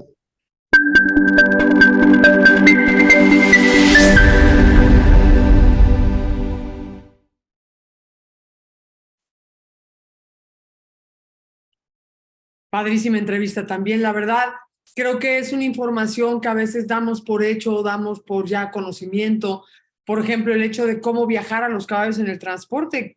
La mayoría de la gente agarra un caballo y lo sube a cualquier transporte y ya. Y es muy importante este tipo de consideraciones, sobre todo si queremos evitar. Recuerden lo que platicábamos desde el lunes con Pizarro, con Nico. Hablábamos justo de tratar de comenzar a hacer más una cultura de la prevención y menos de la acción. Ya tengo el problema y puedo actuar y puedo reaccionar, ¿no? También lo comentó Eric el día de la inauguración, en donde realmente, pues, sí, hemos visto que los países europeos funcionan más desde estos sistemas de prevención. Y yo se los puedo decir, no porque culturalmente lo tenga o me lo hayan enseñado. A mí siempre me dio mucho miedo que mis caballos se enfermaran o les pasara algo. Y a través de eso, yo agradezco ese miedo que tenía que fue que me informé de muchas cosas y empecé a tratar de prevenir. Y he visto a lo largo de mi carrera y de lo que le he podido compartir a mis alumnos o a mis clientes en entrenamientos, pues es eso, tratemos de prevenir lo más posible. Al final también se vuelve mucho menos costoso que ya trabajar sobre los problemas, pero sobre todo el bienestar de nuestros caballos pues está en juego y eso nos hace que ellos puedan estar en muchísima mejor situación, ¿no? Me encantó, quiero que sepan que Mark es un destacado veterinario, sobre todo dedicado a todo lo que son los chequeos veterinarios, por ejemplo, los precompra, ¿no? Que la verdad es una práctica que debemos también empezar a instalar mucho aquí en nuestro país, dejar de comprar así, a ciegas, lo llamamos nosotros. Y hablando pues de esta especialización de Mark, me dio muchísimo gusto que accediera a tratar temas tan simples, tan sencillos, no tan elaborados, porque creo que es muy importante para nosotros tener todo este conocimiento para nuestro día a día, sobre todo en el deporte que queramos practicar. No importa, recuerden, si queremos irnos de cabalgata o queremos irnos a una olimpiada. Es exactamente igual de importante el caballo de una o de otra práctica y de todo lo que existe ahí en medio, ¿no? Es igual y es un caballo y tiene las mismas necesidades, así que por favor, cuidémoslos mucho y procuremos su bienestar para que también nosotros podamos disfrutarlos, pero sin duda para mantenerlos en el mejor estado posible, ¿verdad? Hemos estado tratando de responder sus preguntas lo más posible. Vamos a checar un poquito aquí. ¿Cómo nos damos cuenta de que le duele algo a un caballo? Miren, esto sí es importante para mí compartirlo un poquito porque lo principal que podemos notar en un caballo es el cambio de estado de ánimo.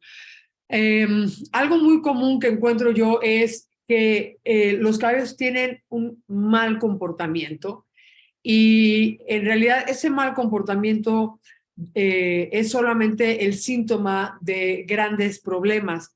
Uno de esos problemas es sin duda el dolor. Los caballos, recuerden que son animales de presa, entonces no se detienen porque se los come el león, así tal cual.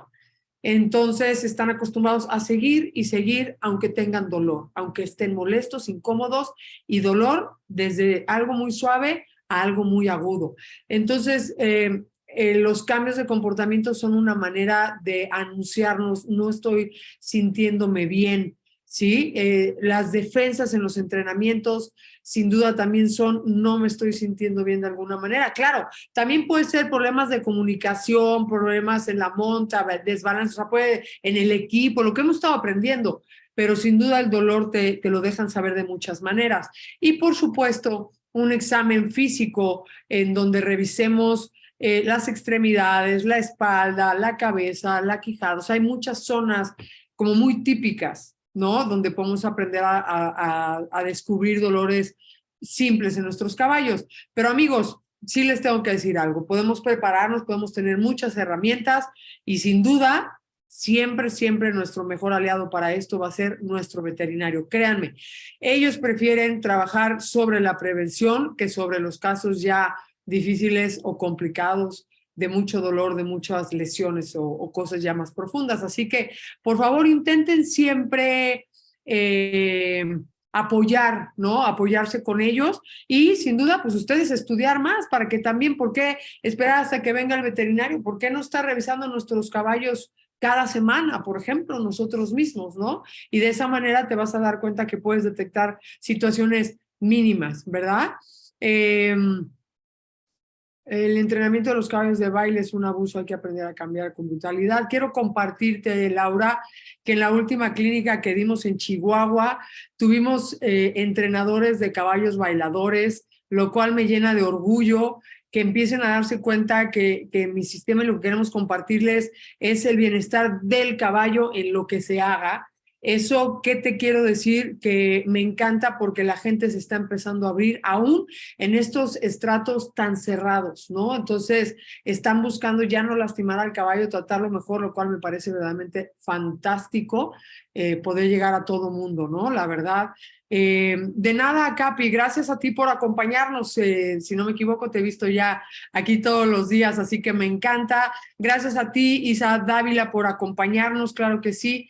Cristina Pireno, amo todo. Yo también tengo que decirles que la estoy pasando bomba. O sea, no ha habido una entrevista hasta el día de hoy, en este momento, que dijera yo, ay, qué aburrido, ¿cómo hago que este señor hable mejor o nos cuente algo más divertido o esta señora? No, de verdad, y sobre todo la apertura con la que nos han compartido cosas, bueno, verdaderamente increíble. Gracias, Rafa, felicidades también a todos los que están aquí acompañándonos. Laura, gracias por acompañarnos desde Perú. Germán, gracias a ti también.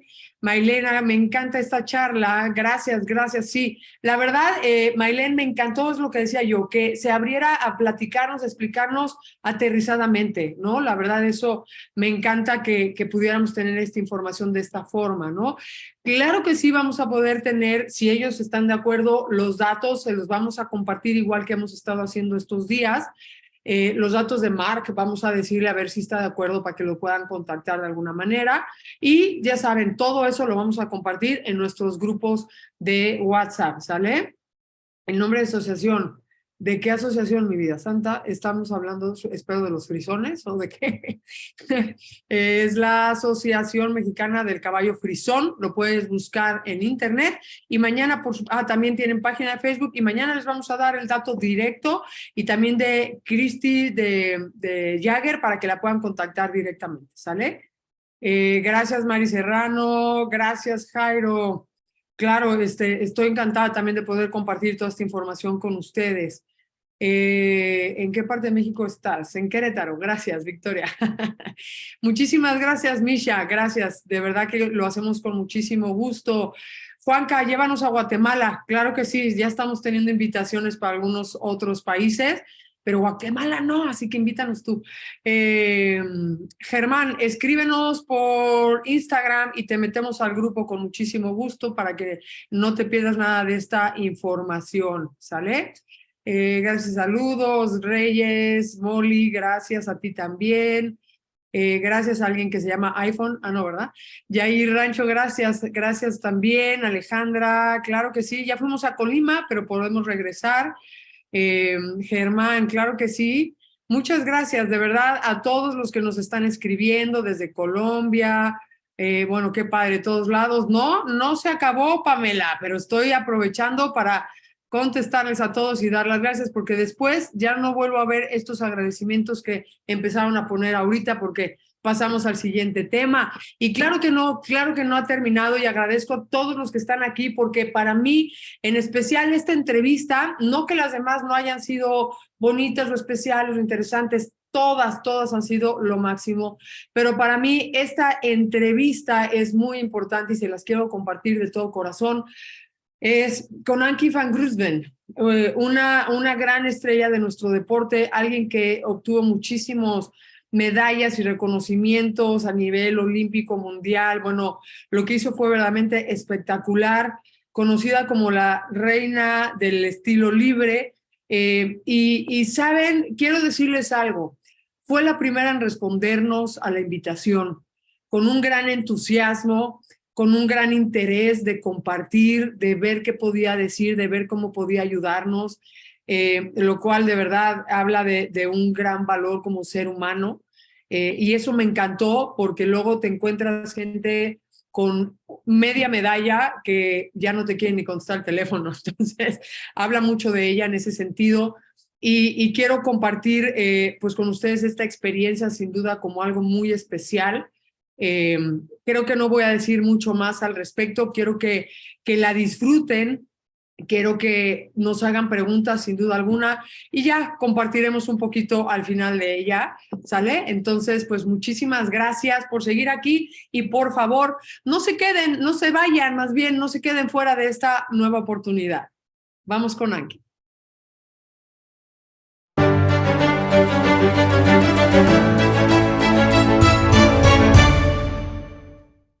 Anki, thank you very much. We are very, very happy to have you here. This is an honor. I mean, you are a superstar of my sport. I have been reading everything you have done. It's amazing. A lot of medals.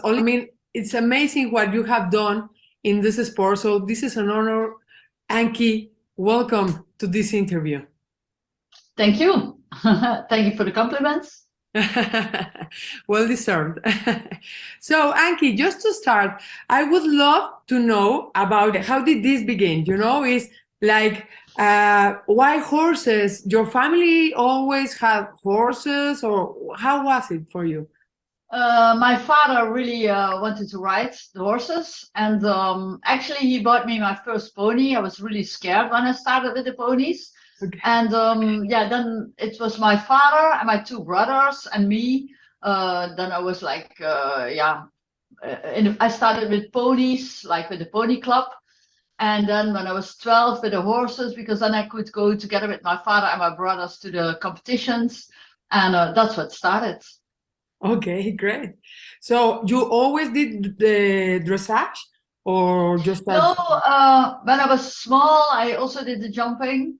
And we then had sort of quadrilla with 4 or with eight people.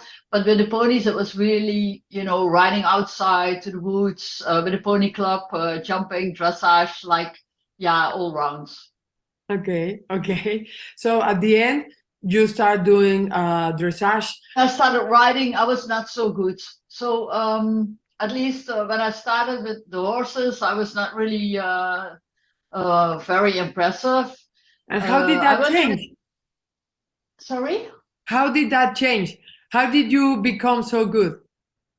My first horse was also really difficult, and I did young riders with him. And actually, when I was 20, I was with him in the Olympic team, Olympics in 1988 in Seoul.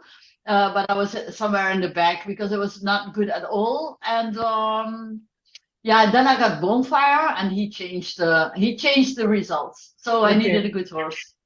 So how old were you when you went to your first international competition with Bonfire? With Bonfire, I think maybe 2021 or something. Okay, very young. Yeah, so I did nationals. Yeah, maybe a little earlier, but Bonfire also was not good in the small tour competition. Only when I started doing Grand Prix, he was really good. Okay. So it's always a long way, no, training to become good riders, good horses for the sport. Yeah, it's a long way, but in my opinion, it's the fun way.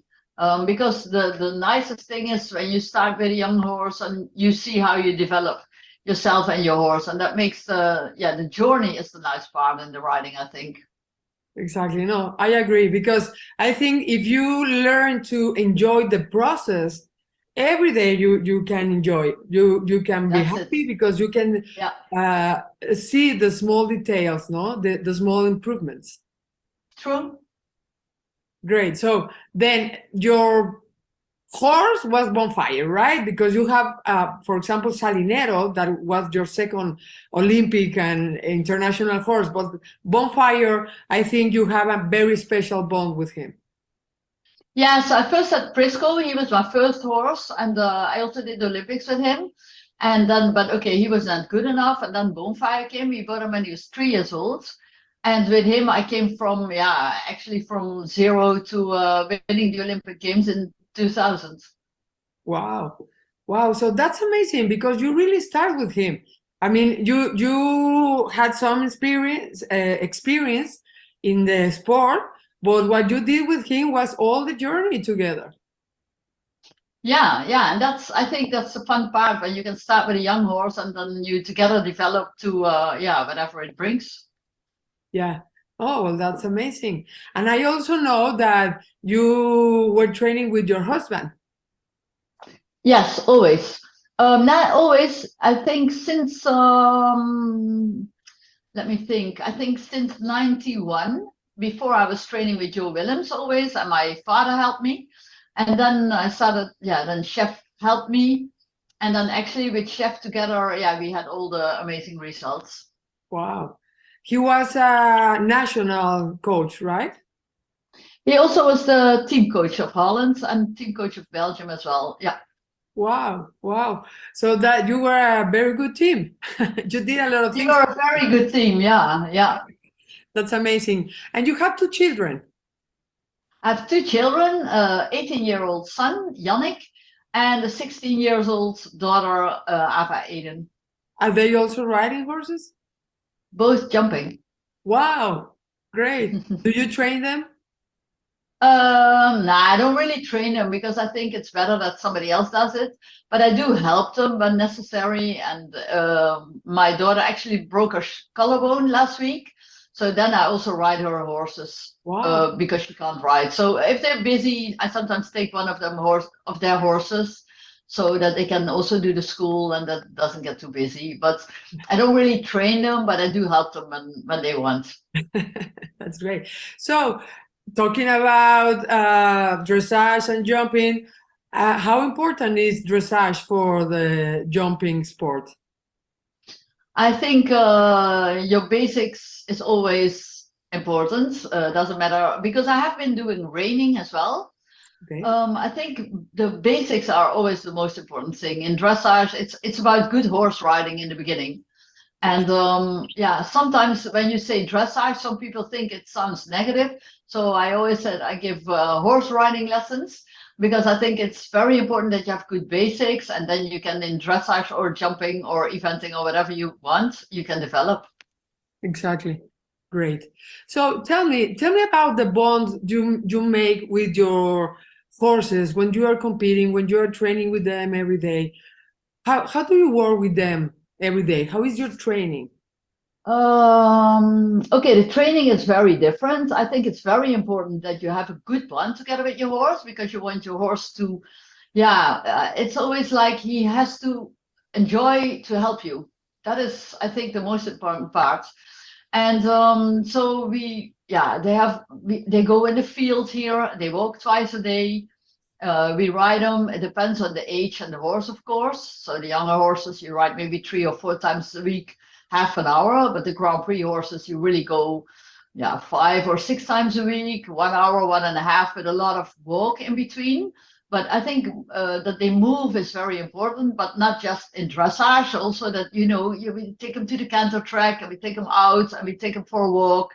And then, of course, we do the dressage exercises. But I think it's very important that you also, in dressage, that you make the training really interesting for your horse as well. That he doesn't think, oh, they put the saddle on and I know what's going to happen. It's more that they enjoy it. And that, some days you take some canter work, some days you do more passage au piaffe or just basics, or take them for a hack. Moving, I think, is very important. Okay, so you work a lot with the mental health. I mean, you want them to be always motivated.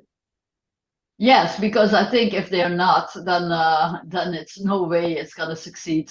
I think it's very important that your horse is happy and in good shape, body-wise, but also mental-wise, of course.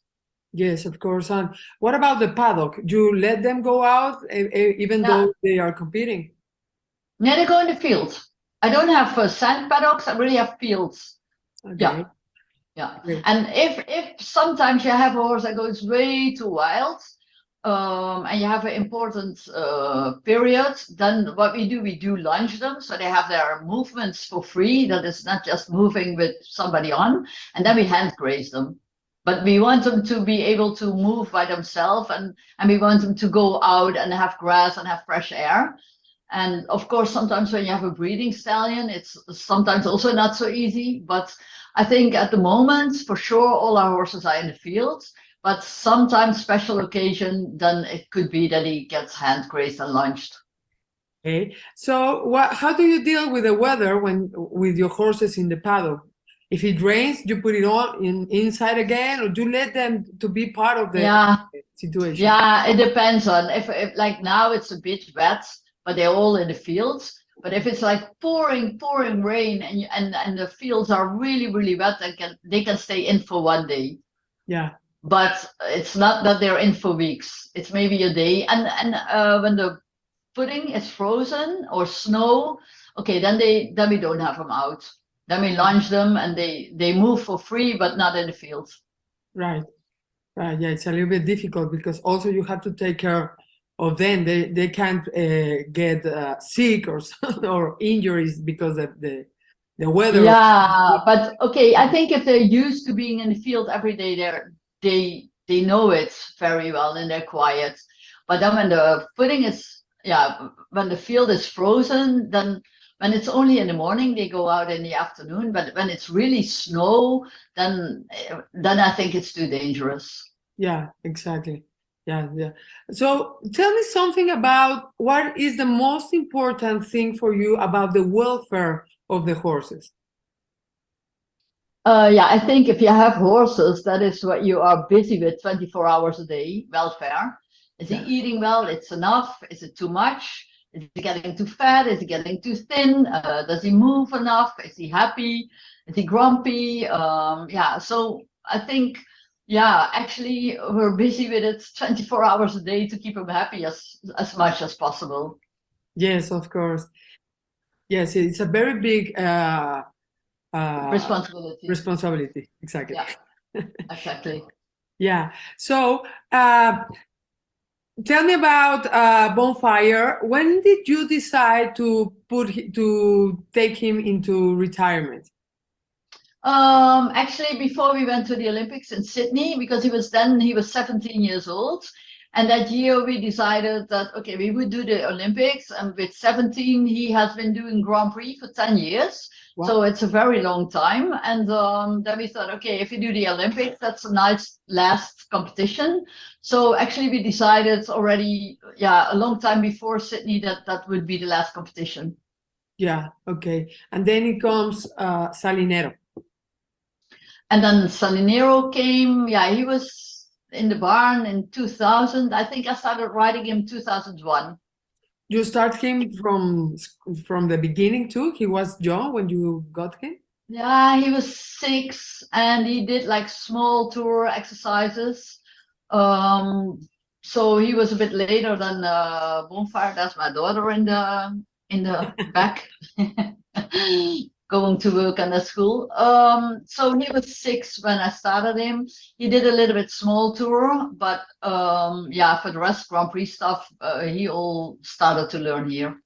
Wow, that's amazing. I saw you competing at Aachen. It was 2006, something like that. And I saw you two competing. And it was amazing. I mean, it was my first big competition. I felt I was at the Super Bowl. And Aachen is nice. It was amazing. It's huge competition, the whole stadium, and it was amazing. But also I saw you competing and I saw you training also. I'm sorry, I have to say that. I was watching you. But it was amazing because I saw you were always like a quiet rider, always concentrated, always talking to your horse. It was very interesting. I love to see people at the paddock more than in the competition, because I also because there you can know more about them, I always go and watch the warm-up as well. I prefer that from the competition as well because it's much more it's more to see actually. Yeah, there's more to see, but also you can feel more, because there is a lot of excitement and you're nervous and everything. No, but back there you can see how you train. As you said, I remember you did a lot of walk around. So I remember that, and the bond was very special. And I also remember I love the freestyle. I love music. My mother is a choreographer, so I have the music with me. And I remember you were the queen of the freestyle, the queen of the cure. True. It's weird to say for myself, but I love freestyles. And I really think I had the most beautiful freestyles, also thanks to the people that made the freestyle for me, of course. But you have to have nice music and to bring the atmosphere and bring the feeling of the horse to the crowd. And it's much more fun to ride to music than just a classical Grand Prix, I think. Yeah, it's an art. And I also remember that you were the first one that hired an orchestra to make them, right? Yeah. And I was singing in the cure that you were singing. I know. You were making the chorus. Yeah. That was a big international gossip. Because everyone is saying, and Anki's singing in her cure. Yeah. I only needed 2 lines and then I was fine. Yeah, that's amazing. I remember one tour you did with Bonfire at Los Angeles, and it was amazing. But the most I remember is the one you did with Salinero at Las Vegas. That no, that was Painted Black at Las Vegas that you did with tango music. Yeah, actually, that was an old cure because it was designed before. Actually, we wanted to use it for Bonfire, but it didn't fit him at all because he was really not a tango horse. And then it was designed for Participación, one of my stallions before. And then in Vegas, I did it with Painted Black because he also was the horse to do a tango on. Yeah, it was amazing. It was beautiful. Yeah. Yeah, but I still think that was one of my nicest cures ever, the tango. Yeah, it was amazing. It was beautiful. And as you said, it was a perfect match with the horse. But also, what I remember is you doing the cures, because it was like you two were only one, and only one also with the music. It was amazing. The atmosphere changed a lot when you got in the ring. Yeah, I do think I had the best cures.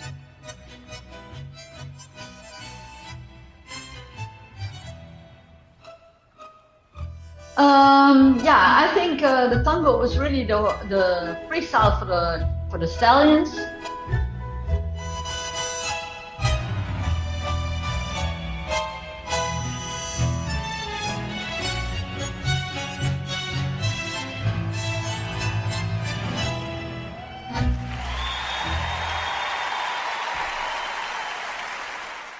Then Salinero had, we looked at every horse and we thought, what does the horse need for music that fits to the horse? And that's why I have all these different cures. Great. So then you also decided to put into retirement Salinero. Yes, after the Olympics in London, actually I didn't really want to ride them anymore, but then the Dutch team really needed Salinero, I think. Yeah, we did. So then everybody tried to get me in the team, but first I thought, nah, I don't really want to do it anymore. But then at the end, I thought, yeah, why not if I can help the team? So we did the Olympics in London, and that was the last competition for Salinero because he was 18 years old then. And actually, I was really proud that also he did 10 years Grand Prix. And then he was, in my opinion, he was still really good in the freestyle in London as well. So I was really happy how I could, end his career as well. Great. So at the end, what do they do when they are retired? Oh, I have been riding them, both Bonfire and Salinero, until they were 24, 25, but then hacking outside, and they had for the rest of the day in the field, and at home they came in the morning, we put them in the field. Yeah, and I used to ride them a few times a week until they really didn't want to. Yeah, you feel at one stage it's enough and then it's fine. Great. So I think also after those Olympics at 2012, you also decided to retire from the sport. Yeah, I didn't really decide it. It more happened. So I have been doing reigning world and European championships, and also got a medal actually with the team in Aken. Okay. And then and then my kids started to go to jumping competitions with the small ponies, and then I didn't want to compete anymore. So I'm still riding a lot of horses. I'm training for myself and for clients. I'm teaching in the afternoons, and then I help my kids. Wow, so you have a lot of activities every day and always. Yes, I'm very busy, very busy. Yeah, I don't know how other people find the hour quiet. It's here always something going on. But I have a really nice, it's a nice way of living. So I'm for sure never will complain about it. Great. And you also have a school of your own, something like that, right? Yeah, we call it education center. So it's my barn, but we also have courses for other sports. People come here for a course, for instance. We have businesses that have days here or afternoons here. so that they have maybe a business meeting, and we also make I make a talk about sports, or I ride my horse and show how it works riding. We also organize days where maybe instructors can come and we talk about training or the feed or the management about the horse. So we organize other things as well than just the riding and the training. Wow, that's amazing. So do you think that is very important, the education, no, for the sport, for the equestrians? Yeah, yes, and not just of course we educate people and horses, but also we have from other sports people here, and we also try to have business meetings here so that we also have the horses a bit, that people understand what it is, how it works, and a lot about communication, because people don't realize that we communicate with a horse a lot without talking. Exactly. Yeah, and sometimes it's funny to make other people aware of that you can also communicate without words. Exactly. Ah, that's amazing. That's a very nice exercise, right? Yeah, difficult. Yeah, I know, because you have to deal with that every day, and we have a lot of temperament because we are humans, and you cannot let it be free with when you are with horses. You have to develop calmness, concentration, to be able to make the bond with the horses. True. So, Anki, is there something funny you want to share? There's a funny situation every day here, I think, because today we were laughing because I have a 7-year-old horse, and we don't have him for such a long time. So we put him in the paddock, and in the beginning we stay with him or in the field because we want to make sure that he's fine and not running. And actually then today then he's rolling around, and then he sits in the field instead of standing up or laying down. He just sits there for 5 minutes. So all the girls are laughing because they think, what is he doing? So there's a funny situation every day with one of the animals most of the time. And tell me about something you remember that was one of your best memories, where you really felt happy, where you really felt that that moment was special on your career, in your sport career. Yeah, of course, Sydney with Bonfire, because it was my my dream to become an Olympic champion. And then it was Bonfire's last competition. It's like, you know, this fairy tale that you start with a horse, and it's like a book, you know, that at the end you have this happy end. And that was really nice. So we won the Olympics, and he had a really long retirement here because he lived until he was 30. So that was also really nice that he had 13 more years retirement here. And it's also nice when you can work together, but you also afterwards, yeah, you have your special moments, even when you're not having the sports anymore. And yeah, the same was, of course, with Salinero. We had him competing until he was 18. And okay, last December, we had to say goodbye to him, but then he also was 28. So I also enjoy it that they can be here for a long time in the fields, and, you know, you see them every day, and you love them every day, and you pet them and you brush them and you walk them. And yeah, for me, that is also very important. Yeah, great. And something very important when you're competing with the horses is not to let the situation to overcome, you know, to be very nervous, because you always have to be communicating with your horse. If you want it to work, if you don't want him to be scared with everything, the light, the people, the crowd, you know. So how do you work with your man? How do you develop that kind of concentration? I think, okay, one of the things when I was little, my father used to say, okay, you don't have to be nervous because I am. And when I was little, I really thought, okay, I don't have to be nervous because my father is already nervous. Of course, when you get older, you get more aware of the situation. But I was always nervous before I started to ride on the important competitions. The moment I sat on my horse, it was always gone. Because then, yeah, what can you do? You have to focus on your horse, concentrate on how he feels and how he's reacting. So there's not really a lot of time to think about my own emotions when I'm riding. And I think that is one of my strengths, that I have a really good focus. And I don't lose my focus away from my horse. I'm really focused on my horses when I'm riding here as well. It's not so easy to get me out of there. And of course, that's also passion. You like your horse and you're thinking, what would he do? How is he feeling? Can I tell him that he has to be confident? So yeah, you have to be with the horse. That's my opinion. But some people have time for other things, but I have not. I really, yeah, I had to feel and think every second. Great. So Anki, is there something else you want to share with us? Yeah, I hope that you also enjoy the time that you can spend with the horse. And it's, you know, the riding and the working together, I really enjoy it. I also think the horses really enjoy the work as well, because, yeah, otherwise they wouldn't do it. On the other hand, it's not just about winning medals. It's more about, it's the partnership between animals, and in this case, horses and human beings. And I think we have to appreciate it a lot, that we are able to work with animals in this nice way, that we have respect to each other, the horses for us and we for the horses, and that we can work together and enjoy the time around the work together, because for me, that's really a lifestyle.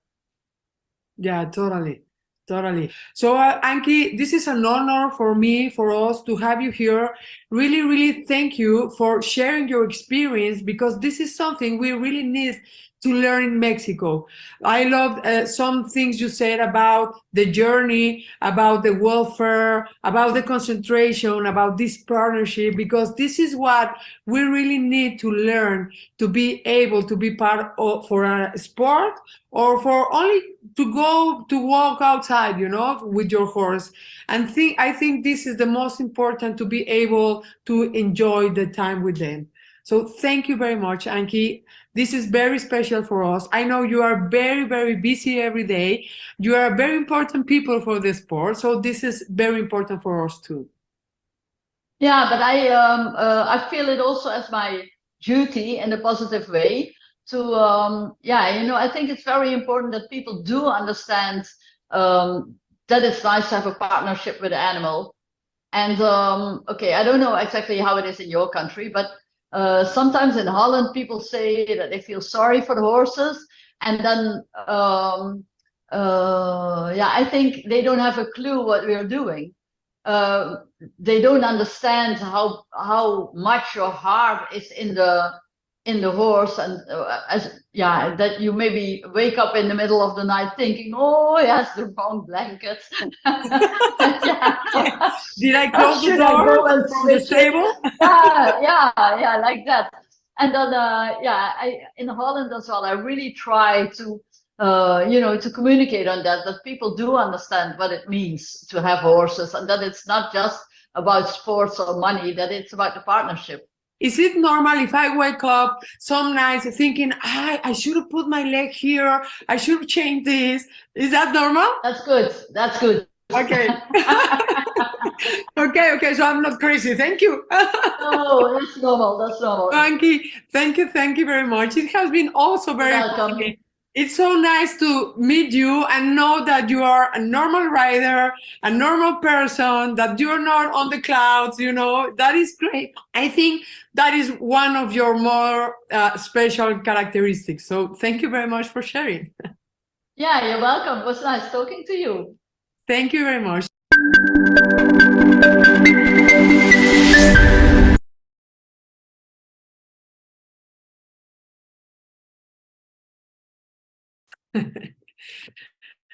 No puedo dejar de sonreír. La verdad, la he disfrutado muchísimo, nos divertimos mucho, nos reímos mucho, y me encanta porque creo que cualquiera de nosotros que haya tenido la oportunidad de compartir con sus caballos, de vivir cerca de ellos, de estar todo el día montando o entrenando, o realmente, o sea, lo que llamamos al final, pues esta vida de a caballo, creo que nos identificamos en algún momento de esta entrevista, ¿no? Puede ser en ese momento en el que ella se preocupa en las noches por saber si le puso o no la camisa a su caballo, que se divierta de ver a los caballos libres. que esté buscando cómo comunicarse mejor con su caballo, que esté pensando en su bienestar, lo compito o no lo compito, ya quisiera yo retirarlo, o sea, híjole, creo que hay muchísimo que rescatar de todo esto. Y la verdad es que me sentí hablando con cualquier persona con estas experiencias, o sea, no se sintió nada distinto y eso es increíble. Hay un momento cuando estamos hablando de sus cures y todo eso, la sonrisa de la mujer cuando empecé a hablar de la música, ¿no? Empecé a contar de mi vida con la música, la sonrisa de ella fue espectacular, o sea, cómo lo que hemos hecho desde el día uno, cómo hay lenguajes universales, ¿no? Sin duda hemos hablado del caballo, pero bueno, la música sin duda también es un lenguaje muy universal y pues qué maravilla poder juntar al caballo con la música. Para mí es una de las expresiones más lindas que tenemos en nuestro deporte, ¿no? Así que oigan, pues me encanta haber compartido este momento con ustedes, esta entrevista tan especial, no más ni menos que todo lo demás que hemos hecho, pero bueno, sin duda ella pues creaba un poquito de expectativa a ver qué nos podía compartir y hasta el momento creo que también es importante observar la parte que yo siempre pregono, ¿no? La parte de los corrales para nuestros caballos. Me he encontrado con mucha gente que dice, no, es que mi caballo es de gran premio y no quiero que se me vaya a lastimar. Híjole, creo que no debemos nunca sacrificar el bienestar ni físico ni mental de nuestros caballos. Y si los caballos salen diario, no tienen por qué correr y volverse locos, ¿no? Y además el corral fortalece muchísimo a los caballos. Entonces, más allá de lastimarse, no, hombre, pues para nada, van a estar muchísimo mejor. Así que de verdad creo que a mí me deja muchísimo poder platicar con estas grandes personalidades. Me emociona ver que ustedes también estén aquí compartiendo con nosotros, quedándose en el desvelo muchos de ustedes en otros países, así que pues encantada, la verdad. Podríamos seguir hablando de esto toda la noche, a mí no se me acaban los temas, pero bueno, como todo tiene un tiempo, pues ya se nos acabó este tiempo. Quiero agradecerles muchísimo. Qué gozada, gracias Edith. Me encanta, qué increíble, qué buena entrevista. Muchas gracias de verdad, Edith. Maravillosas entrevistas, hermosa entrevista, excelente entrevista. Sí, jamás pensé que encontraría una forma de vida acerca de los caballos. Los amo, padrísimo, te felicito porque sí, es precioso. Pensar en el justo retiro, señores, hay muy poca cultura del retiro digno para los caballos en México. Importantísimo, porfa, no dejarlos en una caballeriza ahí abandonados, qué barbaridad, ¿no? Cuidar en la vejez estos animales, claro, me encanta. La vida de los caballistas es un estilo de vida, totalmente. Nos cambia todo. Me encanta ver tanta gente interesada. A mí también, Misha, 100% me ha emocionado verlos. De pronto hemos llegado a tener hasta 680 personas. Entiendo que ya están cansados, la verdad, he recibido muchos mensajes de ya no puedo seguirme desvelando. Ojalá lo sigan intentando en estos otros países porque vale la pena. Y como hemos compartido, pues esto es un evento en vivo. Gracias por compartir. Gracias a ti, Salvador. Muchas gracias, Edith. Qué bonitas entrevistas. Me desvelo con gusto. ¿Cómo no? Esa voz me agrada, Maylin. Una genia total, sí. Padrísima esta última entrevista. Gracias, feliz noche. Yo tengo un burrito. Amo los burritos también. Un evento muy profesional, felicito a todo tu equipo. Gracias por mencionarlo, la verdad yo estoy encantada y quiero hacer una mención especial a mi socia Erika Garza, que ha corrido en los desvelos, en el trabajo y todo a la par conmigo, y no porque no esté aquí enfrente, no quiere decir que esté ahí, porque al pie del cañón todo el tiempo y la verdad es que estamos muy contentas con el resultado de todo esto, así que gracias por estarnos acompañándonos.